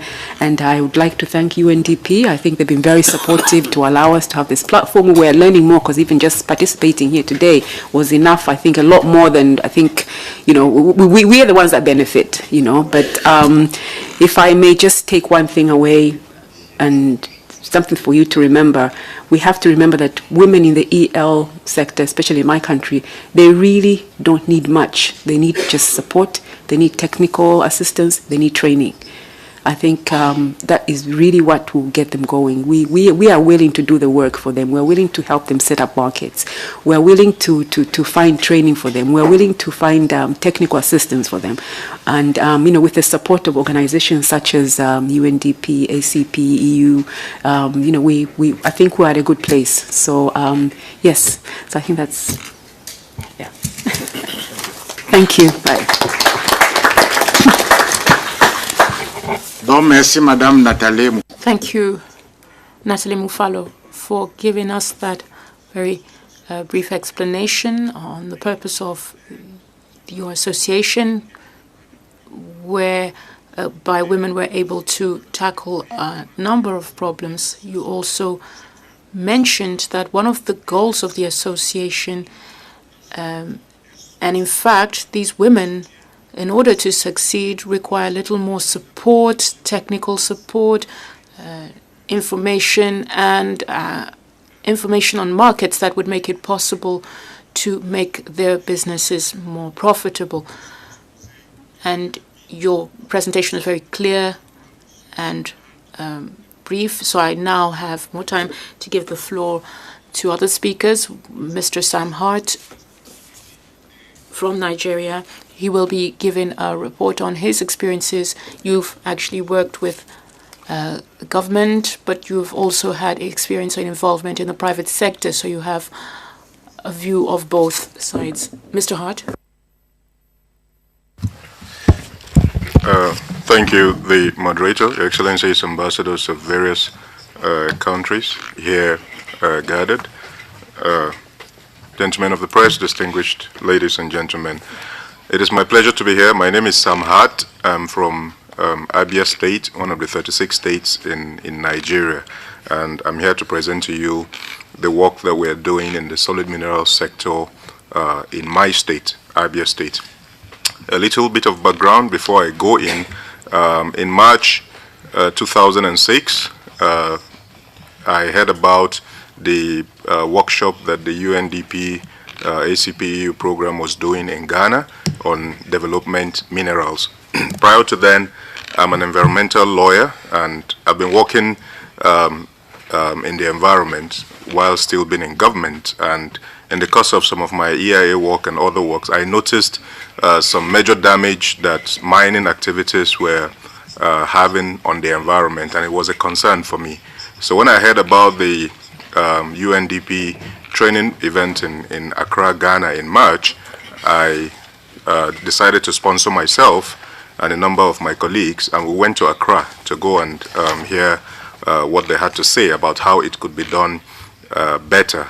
And at the end of the training program, it was a 5-day intensive training program in Ghana. I had a lot to come back with, and instantly in Ghana we developed a return to work plan. As the name suggests, the plan that we intended to implement when we return home. And if you just bear with me for the next few minutes, I will present to you the plan that we developed as a result of the UNDP technical training workshop that we attended in Ghana in March, which we have since started implementing in the last 6 months. So this is basically what it is. Brief description of the project.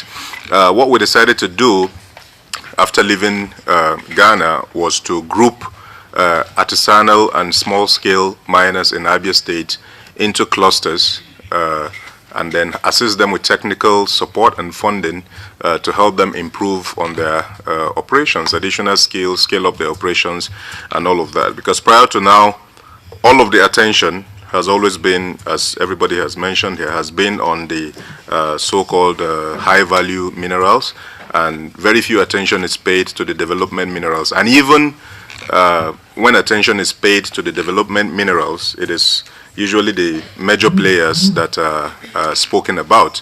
The name Dangote has resonated here severally. He's from my country, Nigeria, and it is people like him that attention is paid to. Very little attention is paid to the little people down the food chain, the artisanal miners, and we decided to do something about them. The expected outcomes of our project was to optimize their output to ensure that they carry out the activities in a healthier and safer manner, with concern for the environment and concern for their own safety too.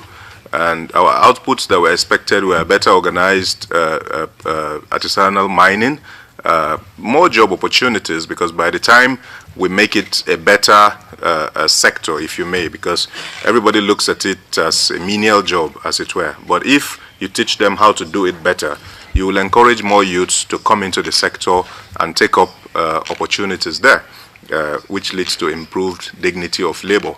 Our objective was to strengthen their operation and, facilitate access for them.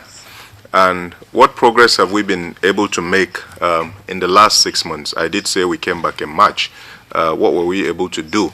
The first thing we did when we got back to our state, I also have the added advantage of working as a senior advisor to the governor of my state. So I had access. I was able to explain to him what we did in Ghana, and I explained to him what we needed to do to immediately start doing better in the solid mineral sector in my state. And fortuitously, he approved everything we wanted to do. So we set up a formal committee called the Abia State Mineral Resources and Environmental Management Committee, MIREMCO for short, which was the committee that was mandated to implement our return to work plan.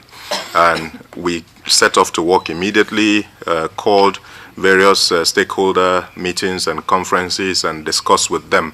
And so far, we've been able to register 16 clusters, but that's not the whole story, because there are 17 local government areas in Abia State, and we have 16 minerals in Abia State, including most of the major ones that focus has been placed on: limestone, iron ore, kaolin, gypsum, laterite, and several of them occurring in the different local government areas. So what we basically did in a nutshell was to get people who are working in the development or in the mining of various of a particular mineral, and then we group them into clusters, 10, 15 per cluster, and then we pick 3 or 4 cooperative associations. Then we pick 3 or 4 cooperative associations and we put them into one cluster, so long as it is in line with what they are doing. So that has helped us to reach them better. Prior to now, they were called illegal miners because they didn't have licenses, but because of the training we got in Ghana, we learned not to see them as illegal. Rather, we saw them as informal miners because they didn't have the license to operate. But now that we've gotten them together, they are into cooperatives registered by the state government, they are into clusters, we are now working with them, they are no longer hiding. And the Ugandan ambassador asked a question earlier on about pricing. Prior to now, they were selling at giveaway prices because they were supposedly illegal. So they couldn't compete in the normal market with the big players. But because of the work we are doing, they now have legitimacy. So they can actually reach out and get better pricing for their operations. And also the Guinean ambassador talked about the environment. Because of our work, we've been able to, the UNDP in Ghana took us to mines in Otekpolu, in Shai Hills, and we saw environmental remediation efforts being done to ensure that mines that are no longer in use are not allowed to become landslide or other environmental hazards. Plants, special species of plants were planted to enable regeneration and regrowth of the soil in those places, and we went back with some of those ideas and replicated them. We have in Nigeria, the system is that the federal government is 100% in charge of mining licenses. It is the federal government that issues licenses. States cannot issue licenses for mining. But because of our work and knowing fully well that we needed the federal government to be able to properly do the work we're doing and identify and give legitimacy to our informal and artisanal miners, we established linkages with the minister, with the federal government, and we have been working closely with them. And in fact, the office of the minister included our state in a World Bank funding opportunity available for development of the sector. We're working with Ford Foundation, and we have so far impacted about 300 miners directly in the course of our work in the last 6 months, and 20% to 30% of those are women. And the truth is, because hitherto it was quite menial, you wouldn't find a lot of women in it because it involved manual, hitting of rocks, and the processes involved, little mechanization involved. But now that we've gotten them formally recognized and formally grouped, we are making the sector more viable, and more people, and indeed more women, are coming into it. How do we ensure the sustainability of what we're doing? Again, the committee I talked about that have been set up, it's domiciled in the office of the governor. It's a formal committee and it's a continuous one. So in the event that I or other members of the committee are no longer there tomorrow, new people will be appointed to continue with the work we are doing. And to make it even more deeper and more entrenched, we are registering a state mining company that will get a formal license from the federal government. And the intendment of this is so that the state mining company can now be the aggregator for all these hitherto informal miners, all the artisanal miners, to sell their products to the state mining company at good rates, and then the state mining company with the license can now resell it to those who want to buy them. The idea being the artisanal miners at their low stage cannot put in all the investments required and all the processes required to get a federal mining license. But when we use a state a mining company to aggregate all of them and apply for a license on their behalf, we pick up what they are producing and we're able to sell it for them at a good rate. So that is sustainable. And the federal ministry has asked that we, and indeed we have shared this plan with the minister. Was quite excited when we explained. We went for an advocacy meeting, we explained what we are doing in our state to him, and he was very excited, and they asked for the official document of our return to work plan, which we presented to the federal ministry, and they've told us that they are sharing it with the 36 states in Nigeria as a roadmap to adopt, or rather something to incorporate into the roadmap for solid minerals development, which the federal ministry has developed because they see it as a sustainable program. Our next steps, we intend to guide the clusters to apply for various funding opportunities that are available to help them scale up their activities. We'll keep visiting them to ensure that they continue to observe the things that we ask them to do. Again, because of my training in Ghana, we got to site and we were able to see immediately HSE practices, the proper one and the normal one. We saw environmental remediation activities. It enabled me go back to my state. So now when I walk into a mine site, I immediately know what is not working, or what the practice that shouldn't be. I see people walking around without hard hats and proper boots, and I'm able to immediately say, hey, this is wrong. And they've started adopting that, they've started correcting it, and they've started doing the proper thing. And we intend to keep inviting people for extension visits to go on the spot and explain to them what we're doing, and all the other opportunities. Now, one key point as I round up, hitherto, well, these are some of our activities. On the first picture, this is at a mine location. We went there and we gathered them, the picture on the left, we gathered them together in, this is now a cooperative. There are 10, 15 people, and they sit down and we go and talk to them and we tell them this is how you can do it better. The picture on the right, sorry if they are not very clear, they were taken with mobile phones.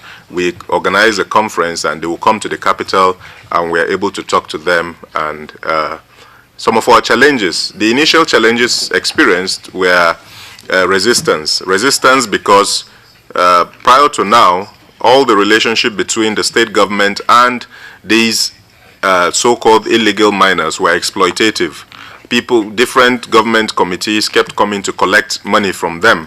in order not to shut them down. And because they knew they were supposedly illegal, they kept paying. So when our committee came, they thought, okay, they are coming to collect another money. But we let them know that no, we are not interested in collecting any money from you. We want to help you do better. We want to help you get formalized. We want to help you practice safer operations. And quite naturally, as all humans, the moment money was out of the question, they warmed up to us, and it was easier to relate with them. So that challenge has been surmounted.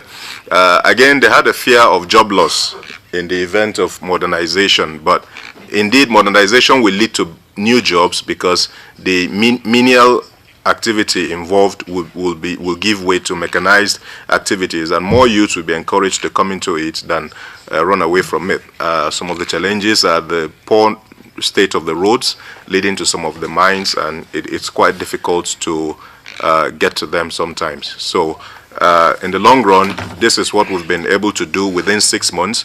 I thank the UNDP for the eye-opening opportunity at the training in Ghana. And indeed, I heard Daniel talk about train the trainers. We look forward to additional training so that we can go back and still let these people know how best they can do what they are doing. Thank you very much, ladies and gentlemen. Merci. Thank you very much. I think he was able to explain to us how he was able to bring together people working in the area with an approach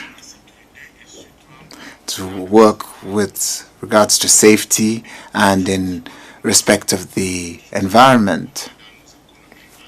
Now, I think something else that's very important in our ACP economies is that he tried to bring people from the informal sector into the formal sector, and that's something that we're always being asked to do. And also, because of his position, he was able to create links between the federal state and producers, based on what happens in Nigeria, of course. And of course, the federal state is the body with the authority in that area. And he was able to reach 300 people in 6 months. Of course, Nigeria is a big country, but this is a very large number of people for a 6-month project, especially with 20 to 30% of women. And he tried to take certain measures to make the project sustainable and lasting. And I think it's quite remarkable what's been done. And now let me go on to the last speaker, Mr. Bob Onimilantantu, from the private mining operator from Madagascar, and he will be talking to us about the work he's been doing and also the work on paving that's being done. No more, the microphone has been switched off, but Madagascar has the floor.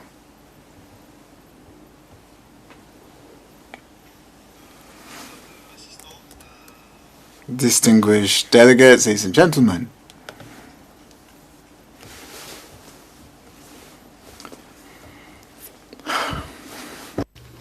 Oui, c'est avec un grand plaisir que je vais vous présenter brièvement le four. It is with great pleasure that I can briefly present this project to you. This is training that I took part in, organized by the UNDP and the EU. So what was it? It was for paving rural roads in Madagascar to improve food security. So why choose this project? Simply because it affects several aspects at the same time, several areas at the same time. Firstly, a solution for the Madagascan infrastructure problems. And it's also something that will create millions of jobs. As an example, a person can put down 10 square meters a day, and if you're going to put down 5,000 square meters, then in general you will be generating over 1 million jobs if you want to pave the whole of Madagascar. And it's also something that will contribute to food security, because when you talk about roads, then you are in fact unlocking areas, opening up areas, which of course increases trade. And if you increase trade, then there's more production, more income, and this allows the population to have better access to food. This is a project in Madagascar that will cover the entire country, not just the entire island, not just certain areas. And also this project will lead to 5 Sustainable Development Goals for us: 1, 2, 5, 8, and 9. So what is the problem that needs to be solved? There are 50,000 kilometers of road network in Madagascar, and 10,000 only are tarred, are in a good state. 40,000 square kilometers are in a bad state for most of the years because they are earth roads, and as soon as it rains, you can't use the roads. They're dirt roads, and there are about 5 to 6 months of rainfall in Madagascar a year, and 75% of our population live in these rural areas with these 40,000 or kilometers of road networks. So what's the solution?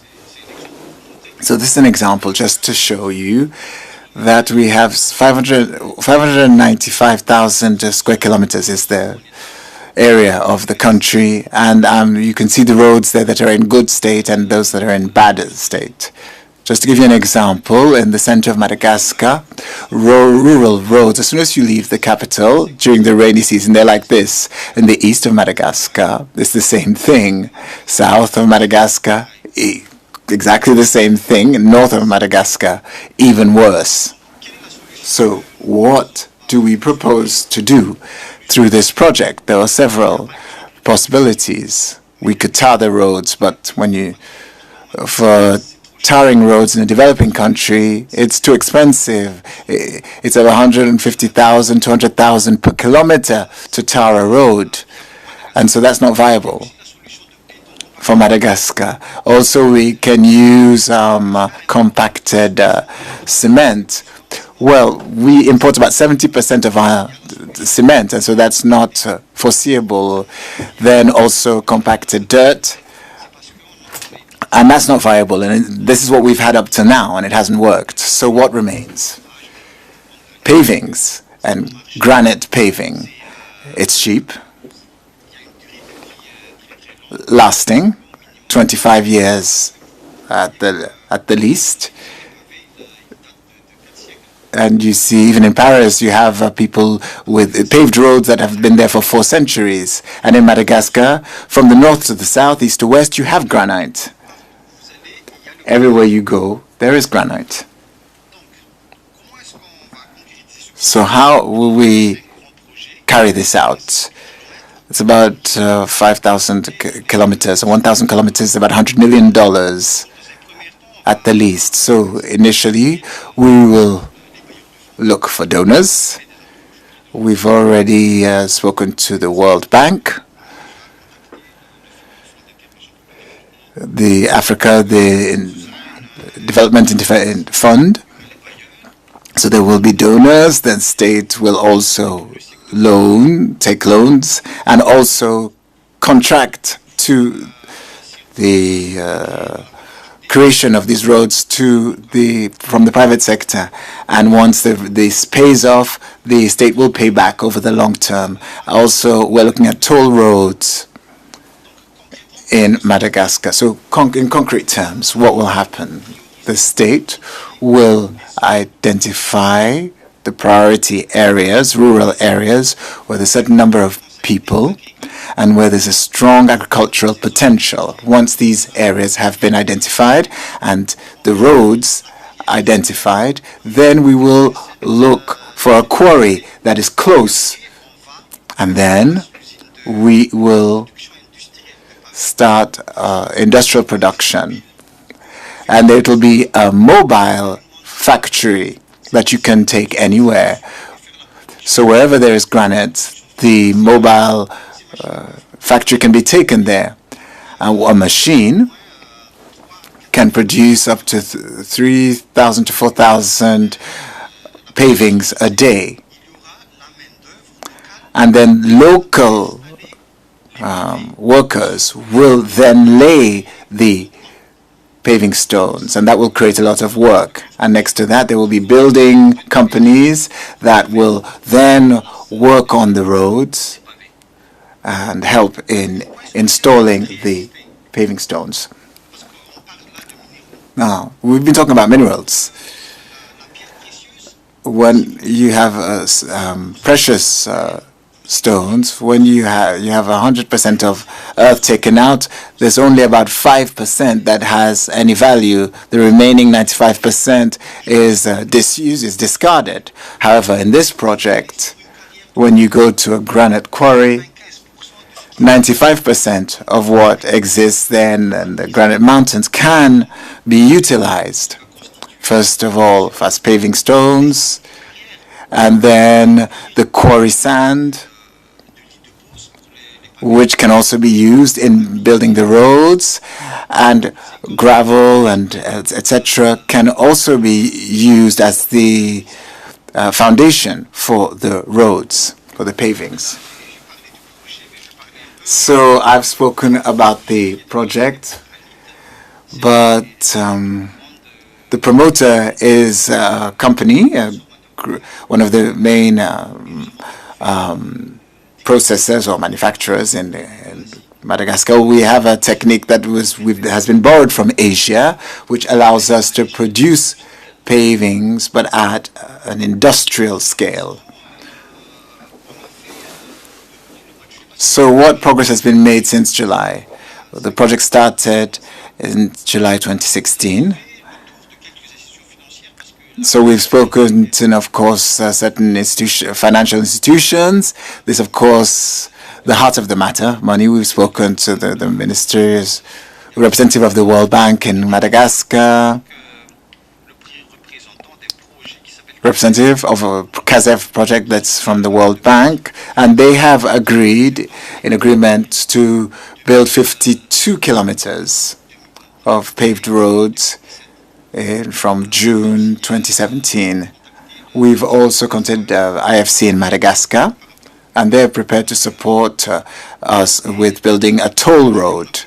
And then after July, we started a showcase that we funded ourselves, 300,000, about 300,000 paving stones, to show people how a road can be paved. And this is the machine that produces industrial scale. It's an industrial scale machine for producing paving stones. It produces a huge amount of paving stones. So the next stage, we will be meeting with the Ministry of Finance. We'll put in place 52 kilometers with the KAZEV project with the World Bank. Then we will conclude the showcase, and then we will go with the state to meet other donors to be able to bring this project to fruition. So, ladies and gentlemen, thank you. Donc là, vous venez de suivre. Well, you have just listened to what can be done with the so-called low-value minerals, what can be done in a practical manner that will help us to solve problems such as problems with regards to road infrastructure. And so everything is on the ground, and of course they need some additional resources. So I'm being told we don't have much time. I think we can take a few questions before we conclude.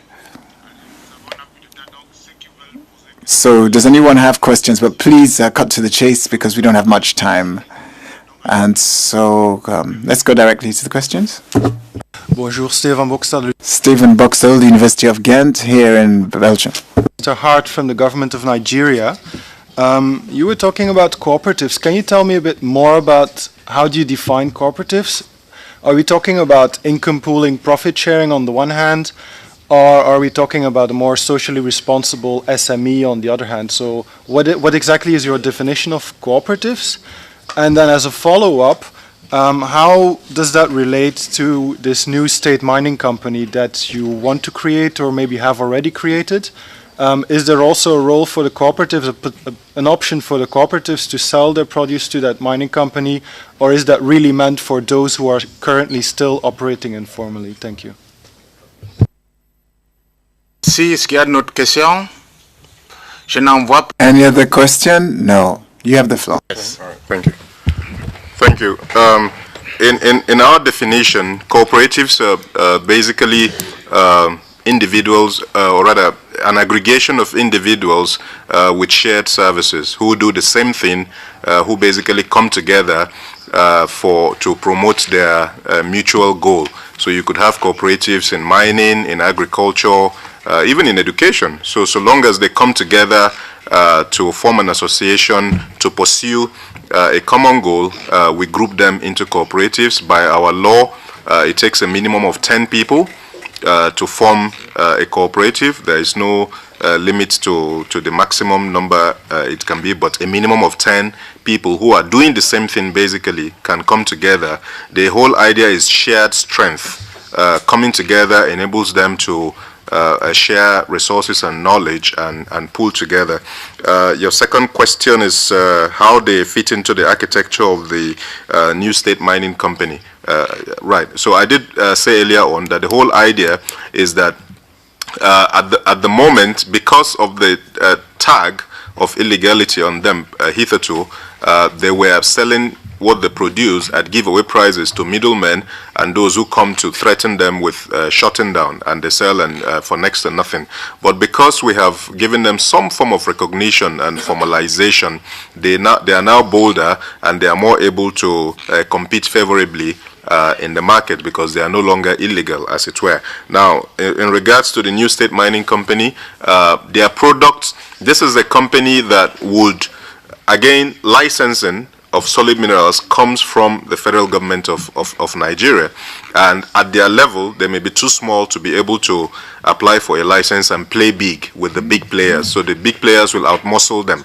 But when the state mining company applies and gets a license from the federal government for solid minerals development, it will now serve as an aggregator, as an umbrella, where these cooperatives and clusters can now bring their product, it buys their product, and because of its size, it is able to sell for them at a competitive price in the open market. So that's the architecture and that's the idea behind it.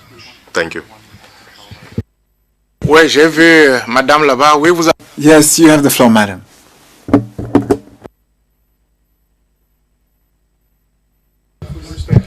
Ah oui, voilà. Merci. Voilà, c'était pour le monsieur.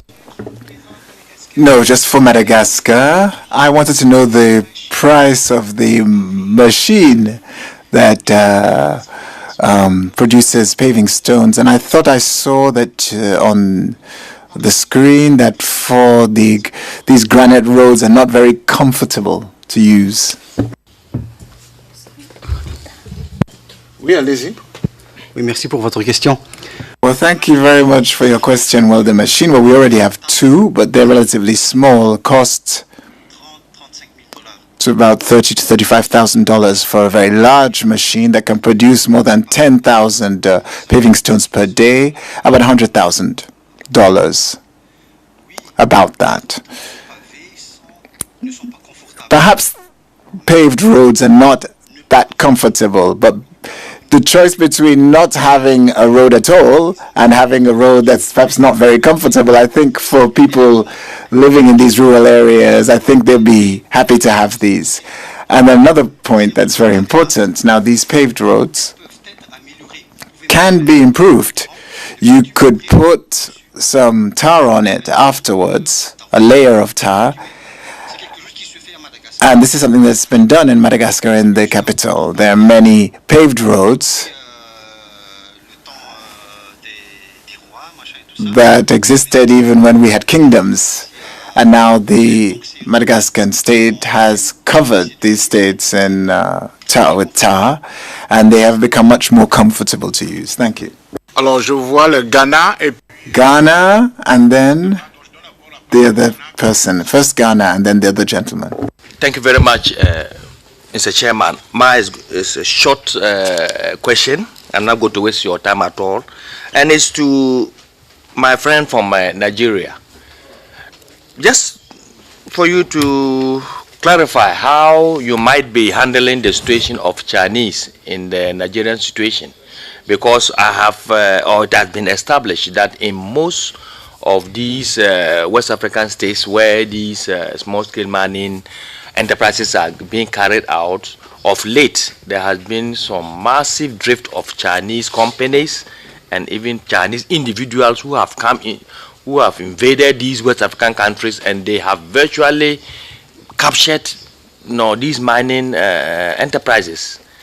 I want to know whether your country is different, or if it is the same. How are you handling? That? And secondly, the environmental question too is quite very serious in West Africa, especially in my country, Ghana.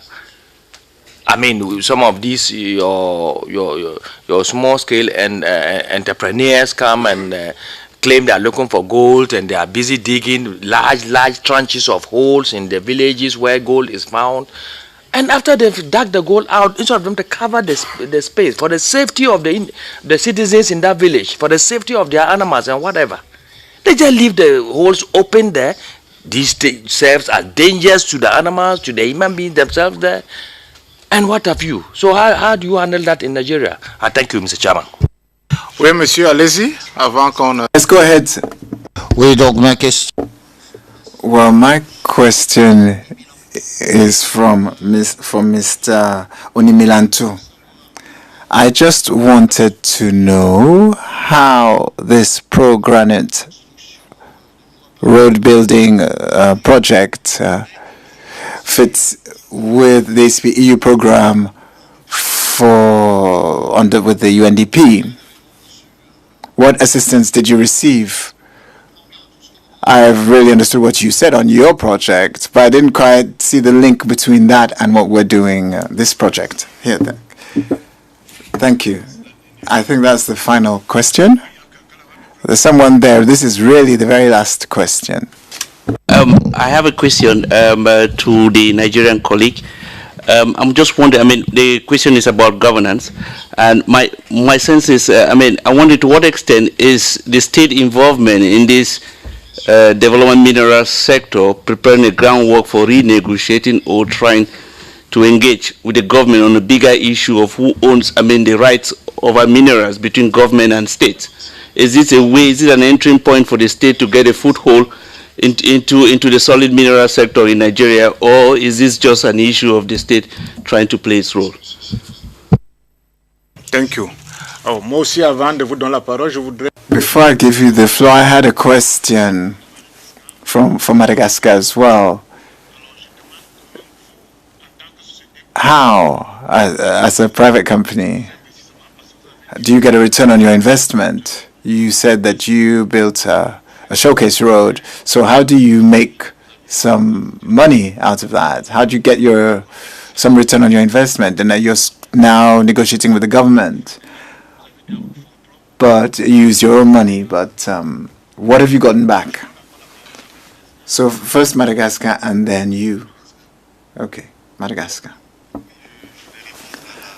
Let me start with the first question. The relationship between our project and the ACP UNDP project. Well, the UNDP invited me to training on the rock industry, and that greatly assisted us with regards to how we viewed things, the type of machines, and with regards to the very scale of the sector. I currently work with certain people from the UNDP, in particular Mr. Lassina, who has given us guidance so that we can successfully implement this project. With regards to our return on investment, well, we have built this showcase because people will not really give you any money if they can't see some proof of your commitment. And we needed to build this road so people could see what we were planning to do. It helps people to understand. So it was a type of investment, but we're really just showing our commitment. We are convinced that this will be a very beneficial project for Madagascar. As you know, it's all very well to do business, but one needs to contribute to society for people. Thank you. Thank you. Now we give the floor to the colleague from Nigeria. Thank you, Mr. Chairman. The first question was from the gentleman from Ghana.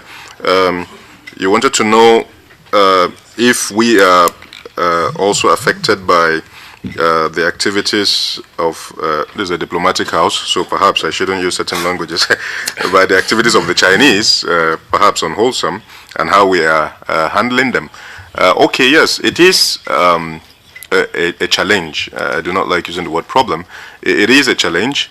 I did mention that hitherto, or rather before we started our work, the bulk of the producers sell at giveaway prices because they were supposedly illegal. So they go ahead and sell to whoever comes to meet them at night. And the truth is that the bulk of these buyers were Chinese. You know, they come to these people who are producing at the small scale. You go to a kaolin mine just next door and you see a lot of activity, and at the end of the day you don't see a commensurate economic development in the lives of the people who are doing this. And it turns out that the Chinese show up and, you know, pay them to bring these things out and buy them at giveaway prices. Again, this is where our work comes in. Because we are able to confer legitimacy on them, and should we be able to register the state mining company for them, they do not have to surreptitiously sell at giveaway prices to cutthroat people anymore.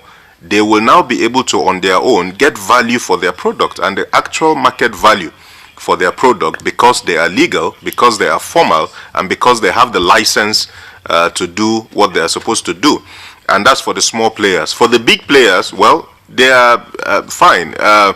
Everybody keeps mentioning Dangote. He's a Nigerian solid minerals entrepreneur and is the richest black man alive today. So if he can succeed, it's an open market and the others are coming in. I guess others should also be able to succeed in the same market, so long as the organ stable is cleared and the playing field is level, if you may. So yes, I'm more worried about the artisanal miners and the small scale miners, and this part of the work we're doing will help protect them from exploitation by certain people.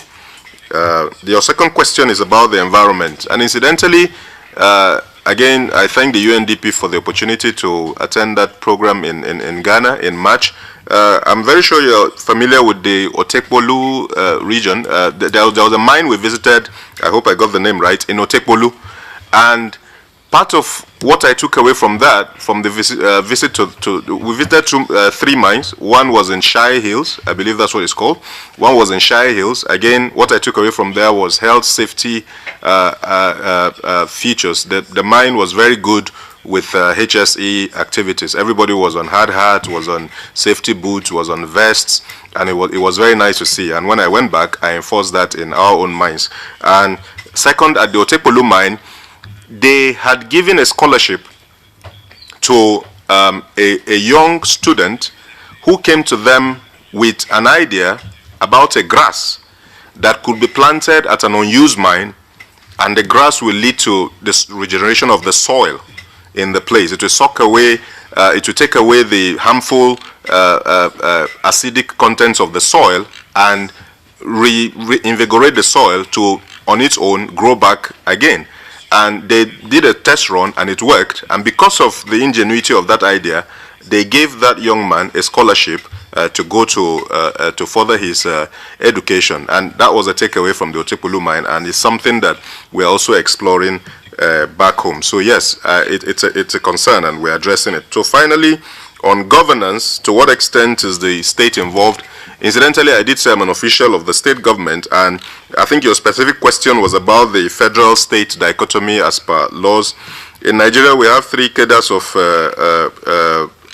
lawmaking: the exclusive list, which are the list of things reserved specifically for the federal government. We have the concurrent list, which are a list of things that the federal and the state government both have equal power to legislate upon. And then we have the residual list, which are the things that only states can legislate upon. Unfortunately, or as the case is at the moment, solid minerals and minerals as a whole, or anything under the soil, falls under the exclusive list, which means only the federal government can legislate on that, can take revenue from that, can impose levies on that. But we are, again, there is a new solid minerals roadmap, and thankfully it is even the federal ministry themselves that are telling us that we're working together on that, and it is being looked at, and hopefully somewhere down the line we'll be able to put it at least on the concurrent list, so that both the state and the federal government can be able to legislate on solid minerals and get full value for it. Thank you.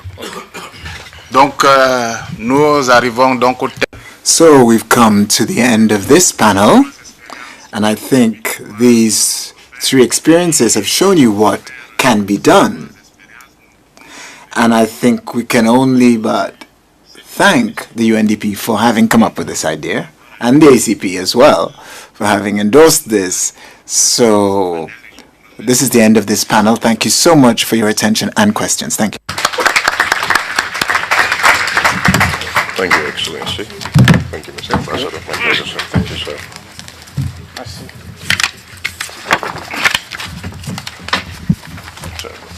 Okay, so just before we move on to our final session, the final session is a dialogue with the country coordinators of our program. We have 6 focus country coordinators.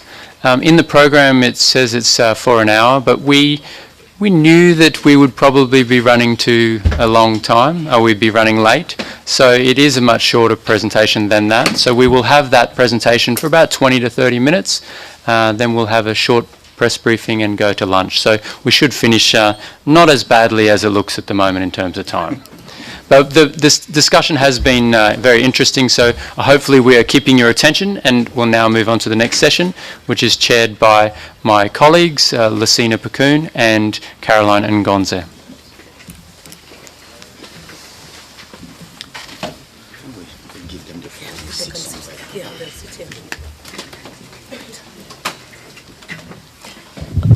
Ladies and gentlemen, Excellencies, all protocols observed. My name is Caroline Ngonze. I'm a program specialist at the ACP-EU Development Minerals Programme. Our 6 coordinators are taking their places just now to give you a very brief view of what has been accomplished so far and a sneak preview of what is happening in their countries going forward. They will also be available downstairs for more in-depth briefing. Welcome.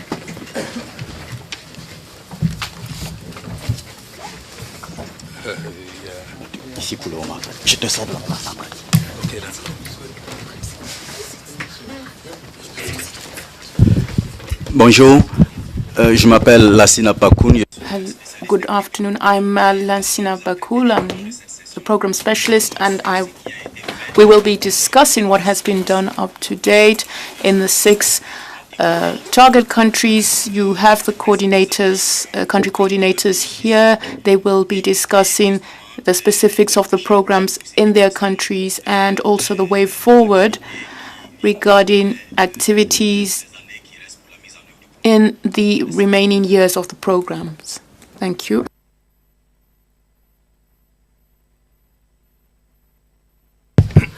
Hello, good morning.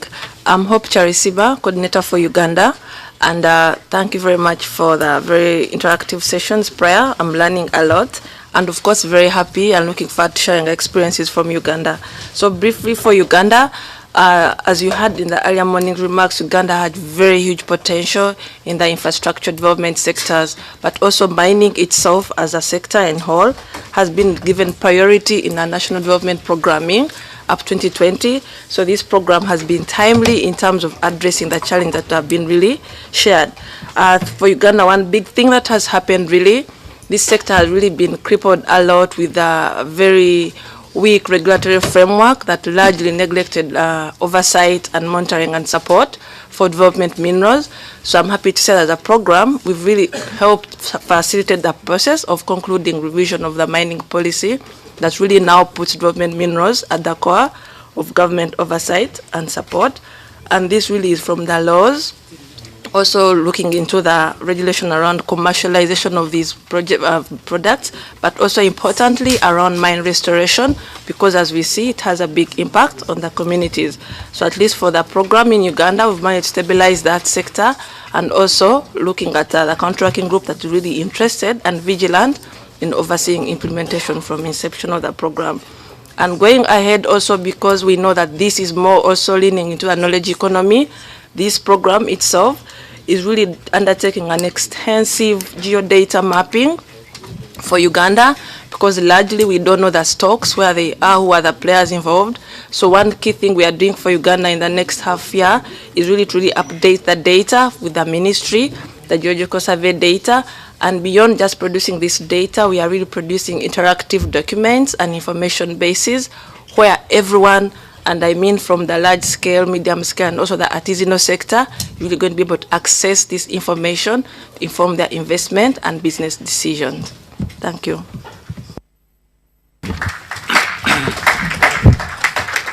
Bonjour. Good morning. My name is Algasimo Diallo, and I have been coordinating the program in Guinea. So I am pleased to very briefly address you on what we have achieved over the last few months and what is the outlook. Just to discuss what has been done, the main point to mention here is that for the first time, the development minerals sector is at the top of the agenda in our country's debate on mining. So next February, there is to be a high-level roundtable on responsible mineral development. Currently, this is in the preparatory phase. We're looking at preparatory workshops. And so there is to be a workshop on artisanal mining.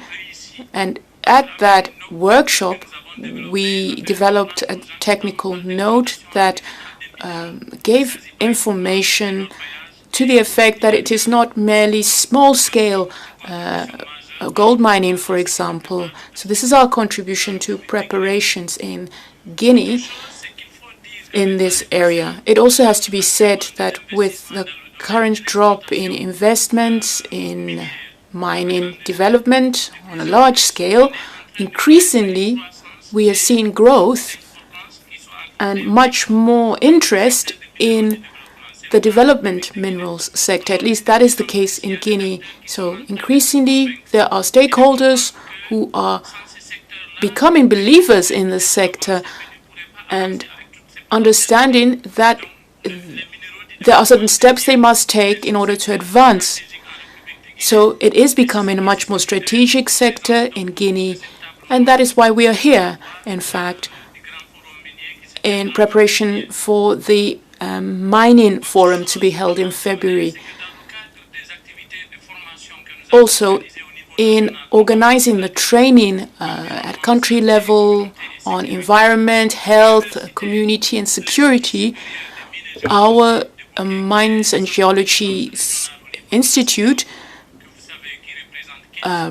which represents 15 countries of ECOWAS, also has developed a master's program to train future engineers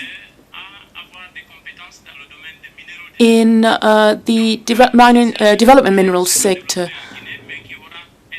so that there would be an impact not just in Guinea but across the ECOWAS region, all 15 countries. So very briefly, this is what I can say, but I'm sure that through the questions and answer session, we will be able to give you much more information on what is obtaining in Guinea. Good afternoon. My name is Liapa Manza. I'm coordinating the project in Zambia. And I'm very happy, very pleased to be amongst this audience to share what we are doing in Zambia and also to learn about the development minerals programs elsewhere. You could know, those of you that know Zambia, Zambia is known as a predominantly copper mining company, whereby we have 70 to 80% of our foreign exchange coming from copper production, and about 9% contribution to the gross domestic product. This situation of having copper as a main driver of the economy has reduced or dampened the impact that other mining commodities can have. The only mining commodity that we've had in the development mineral sector is the mining of semi-precious gemstones, namely the amethyst, where about 100 tons of amethyst is exported every month. But nonetheless, with the coming in of the project and the growth in the economic, the economic growth that has been witnessed in the past few years, whereby the growth rate has averaged 6%, we have seen a lot of interest in the development minerals. And Mr. Dangote, I think we have highlighted, we have referred to him by other speakers. Mr. Dangote has set up a very big cement factory, the biggest, and has had positive impacts on the economy, whereby prices of the cement that were previously selling at $8 a bag has dropped to half that rate. Now, what has been done in Zambia with the project? There's a lot that has been done, but within this time frame, I can only refer to the survey that we undertook. This survey, we called it a SNAP survey, was to get information on the prevailing state of the development minerals. This involved information on the mining activity, the general mapping of the development minerals. Where are the development minerals situated across the country? We also undertook the activity to see the actual activities in mining and as well as beneficiation. You realize, as I mentioned earlier, that much work on the development minerals has not been disseminated, or we don't know a lot of information on that. And since we are implementing the roadmap, or beginning to implement the roadmap, it was very essential that we get as much information as we could from the beginning. And the one outcome of or one result of this survey was that we discovered that there's a lot of activity that is undertaken by the artisanal and small-scale miners, and they are not registered, or they are not licensed. As a result, we have conflicts with the legal title holders that have licenses, but yet we have the artisanal small-scale miners, the unregistered licenses holders getting onto the sites.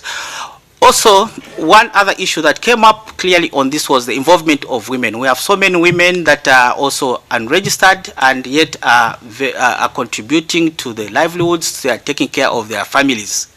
So going forward, as a result of the SNAP survey that we undertook, we've seen the need to bring together these small-scale miners, the ministry and other regulators who would previously try to chase them away from the operational areas. But that has changed, that result has changed.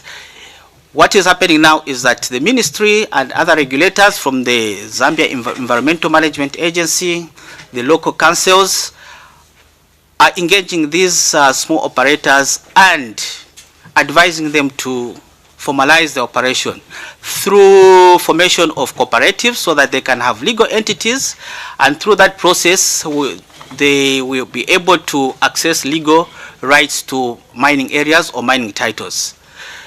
The ministry is keen to assist these operators in a way that at certain times or many instances they are operating in areas that are already licensed out. But there's a way to that. The ministry will talk to the legal license owner there and assist with the acquiring of this consent from the legal license owner so that the small-scale miners can also operate. But that will not be enough.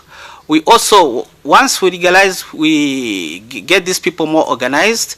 We also have other interventions like training them so that they can know how to market their products, and in business management. We have entrepreneurship training programs that have been lined up in the next few months. We also realize that once we have empowerment programs in the Ministry of Gender, in the Economic Empowerment Commission, the miners of not only of development minerals but miners across the whole mineral spectrum cannot access these minerals. Therefore, what we plan to do is we need to link up. We need to find out the reasons why we cannot have miners access the funds. And one area that we've realized is that they do not have the business training that I alluded to, as well as we do not have the capacity to have the capacity to develop the feasibility plans. So in short, these are the short interventions that we have. I can share more of our plans. It's wider than what I can speak in under 3 minutes, and I'm available for further discussions. Thank you very much.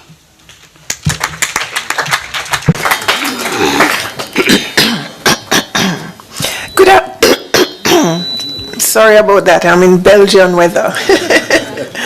Good afternoon, everybody. My name is Ruth Clark, and I'm the coordinator from Jamaica. And I'd just like to share 2 things that we have done this far and 2 things for what we're going to do next year and the year after. We started a little late in the year, maybe about 4 or 5 months ago, so we have had to move very quickly. And 2 things that we have done so far is we have had an inception workshop, we have had a launch of our program, and this has been very beneficial because Jamaica has long been known as a bauxite country. Mining contributes about 2% to GDP, but we have had to shift because bauxite has not been doing as well, and the development minerals are already structured in the country, but they just need to replace some of that production and revenue that we have lost in bauxite. So we're focusing on limestone, gypsum, all the industrial minerals to be able to create a balance to compensate for the shortfall in revenue and in jobs. Another thing that we have done is we have hosted some sensitization seminars because quarry operators will now get their license renewed based on environmental management, safety issues, and health issues. So we gathered over 250 quarry operators. We have trained about 75% of them. Less than 10% are women, but we want to sensitize them to help them to understand that they have to run their quarries more efficiently in order to get their license renewed. Going forward for next year, we want to focus on ensuring that we look at the women that are in mining. In the industry, there are approximately 6,000 persons working in mining, and of that, 500 persons are women. So less than 10% of the persons in Jamaica work in the industry. What we find is that there are women in mining now. They are in limestone mining, but most of them are over 40. So there will be a gap. If they retire, there will be a gap. And so what we are trying to do is look at the younger girls and young people in colleges, in university, and try to get the high schoolers interested in mining. So by the time they graduate, they will fill that gap. So that's a focus we have for gender. And the second thing is the artisanal training, and I'm sure you've heard a lot about it. We have several industrial minerals, and you will see one of our carvers who came from Jamaica a little later carving gypsum. Very soft mineral, but very, very nice pieces. And he's been in this business for 40 years. He needs young people that he can train and pass on the skill, and the program is going to help us tremendously with the training of artisanal skills, and we're hoping that by the time he retires, we have put in place a program that's sustainable, that we will get some more youth. He just has about 3 young people training right now. He has, I think, 3 or 4 men and 2 women. So we want to train them so that they can take over and learn from him, so that when he is not able to do it, there are young people who are learning this skill. So basically, that is the focus. We are looking at sustainability in the program by working closely with the Ministry of Mining. So there are activities we have in our roadmap that the ministry will do and that we will do, so that when the program ends, the Ministry of Mining would have been in a position to continue a lot of the activities and initiatives that were started. Thank you.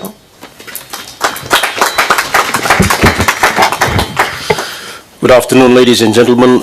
Joseph Avanyongo from the Fiji Islands.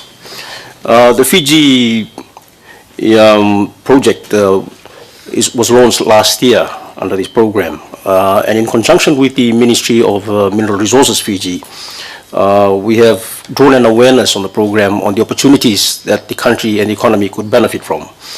And one of the light at the end of the tunnel is to boost our exports of the development minerals across to our neighboring islands increase it in a better way. Government has given us their support in the highest level. Under the standing committee, the Prime Minister, the Minister involved, and at the highest level, they have given us their support. The reason of their support, all hands down, is because we are in a cyclone-prone area. At the beginning of this year, we were hit by Cyclone Winston and we lost $2.8 billion in damages. The government has given us $600 million in our budget for next year for us to start rehabilitation works and also to get Fiji back on its feet again in the next 3 years. That provides employment. Women have started to trickle into this business also in Fiji, which is a good sign, and that we make sure that funds come back to the economy under the $600 million budget. Where we are now, as our colleagues have mentioned, in their 6 thematic areas, we are working on that with our roadmap so that we could build our nation and face our challenges as they come forward. Thank you very much.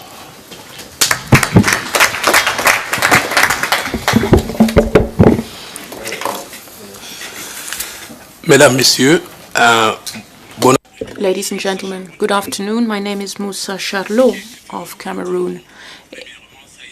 We in Cameroon have been engaging in national and local level consultations, and we've been able to zoom in on 3 types of, we've worked with Pusillan, Agile,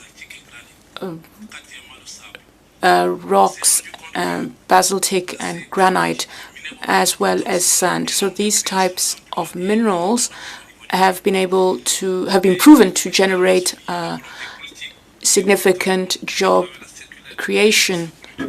We have been working on using local materials, and in Cameroon we have a mission to promote valuing of local materials, and we determined it was important to work with a number of institutions in developing training modules, short-term training, to further enhance the value of these minerals. so that we can, in the long term, train about 2,000 people to be put on the market and further boost production of this type of mineral. And development efforts will have to involve helping those who have been involved in the sector for a long time. We're not there to reinvent the wheel. What we want to see is a strengthening of collaborations to develop the mineral sector in the development mining sector in Cameroon. Thank you. Merci beaucoup, Moussa. Thank you very much, Moussa, for giving us some insight into the way the process unfolds, as you have all given us some insight into your individual sectors. Since we do not have much time, I just want to give you some more insight in terms of the process and the way the program has tackled it. If there are more specific questions, the coordinators can take them.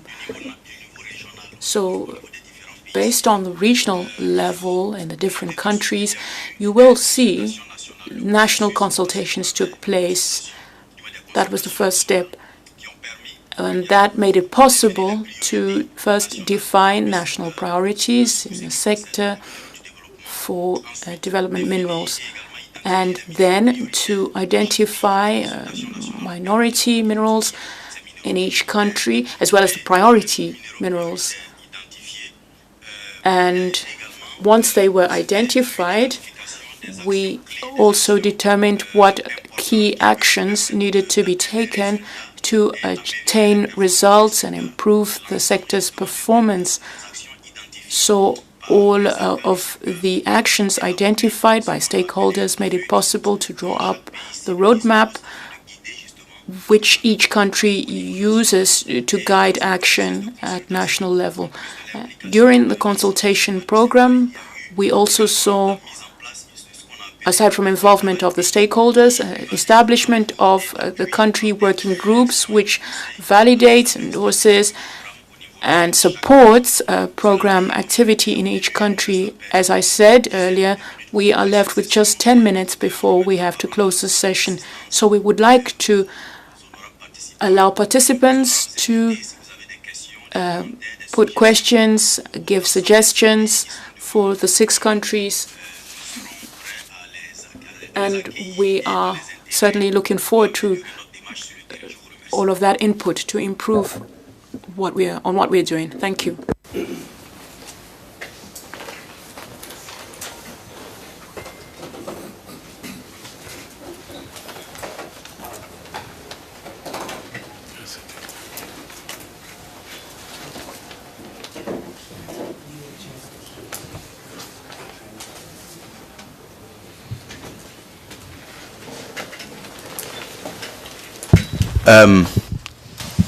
Aucune question?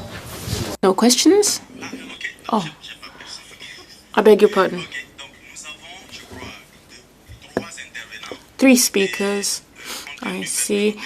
And given we have interpretation and that there is a time factor here, we would like to ask you to be as brief as possible. Zimbabwe first. Thank you, moderator. I will be very brief, as you have requested us. My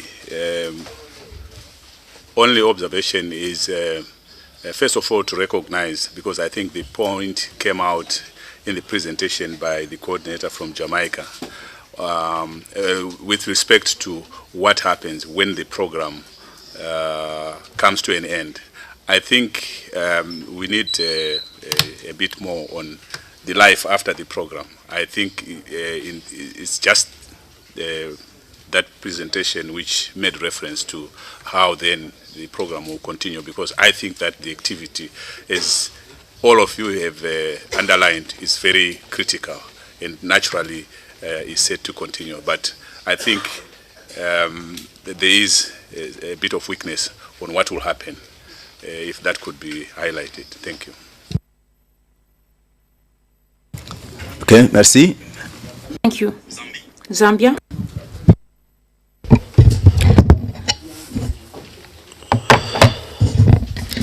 Thank you, Mr. Moderator. We have received, thank you for the presentation, the coordinators. We have received good results, progress in legalization, formation of clubs, compliances, all as a result of the training.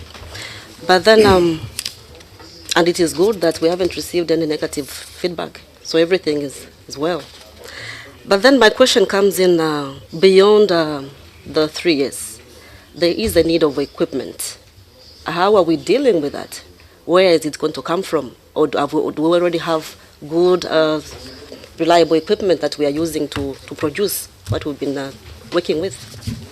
Thank you. Thank you. Uganda.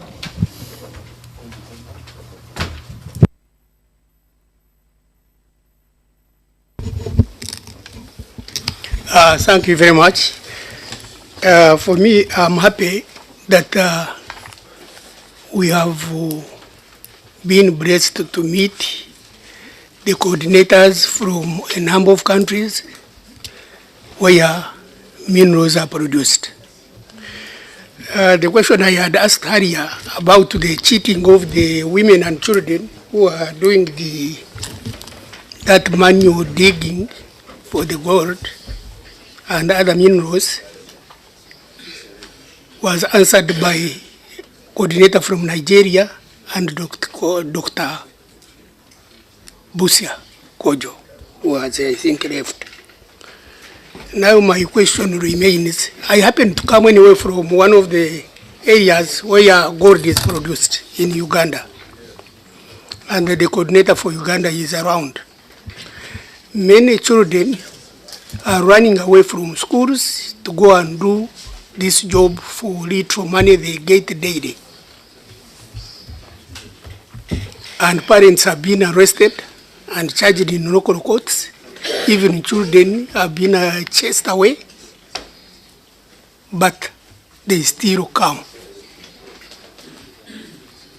I don't know what arrangements really you coordinators you have, if also other countries apart from Uganda are affected by the same.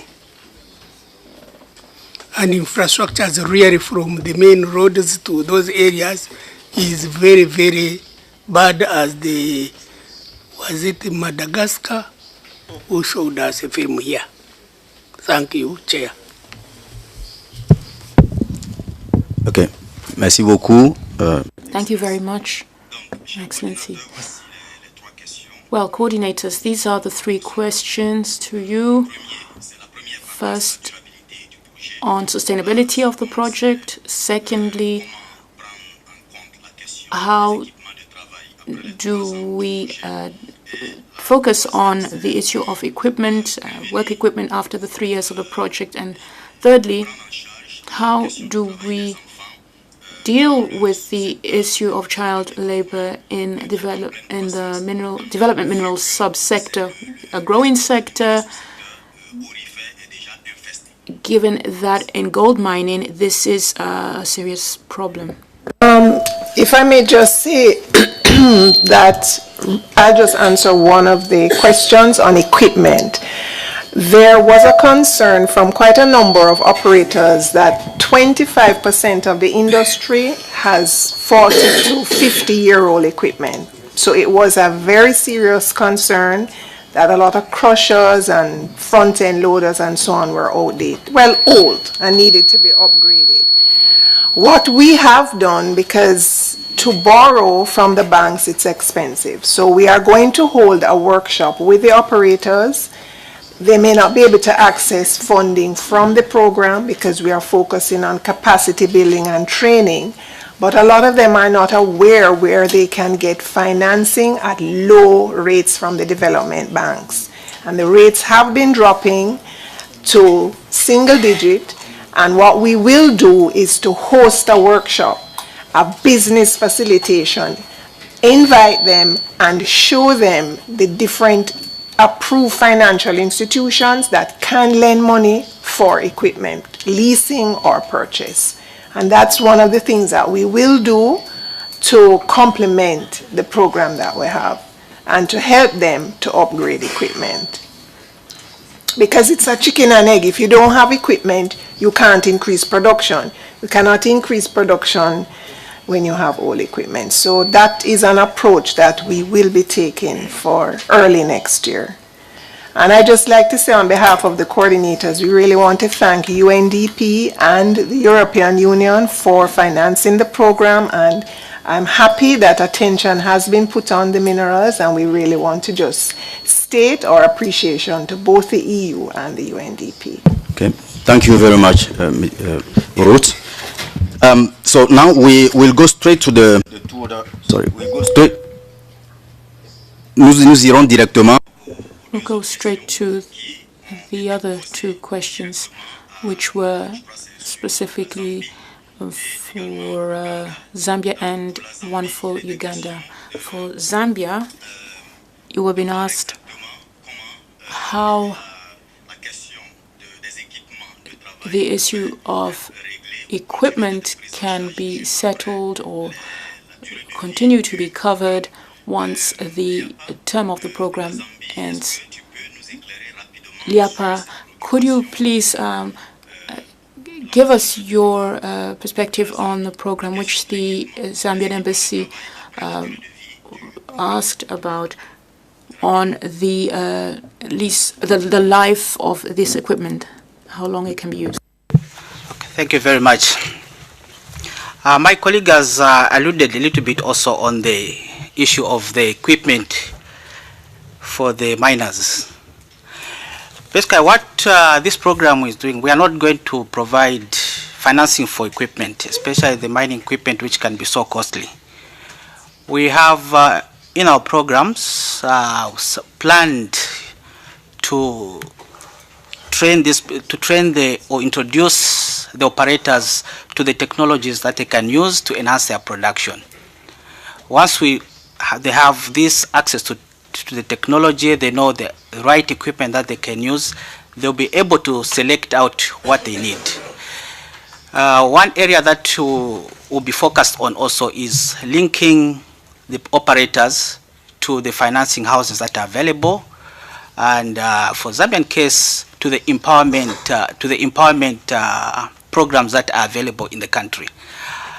We have the empowerment program under the Ministry of Gender, and this empowerment program has provided tractors to women groups. Why is it that the miners are not accessing that equipment? That is what we are going to address and assist the miners to have this access to this equipment. Thank you. Okay, merci beaucoup. Bon. Thank you very much.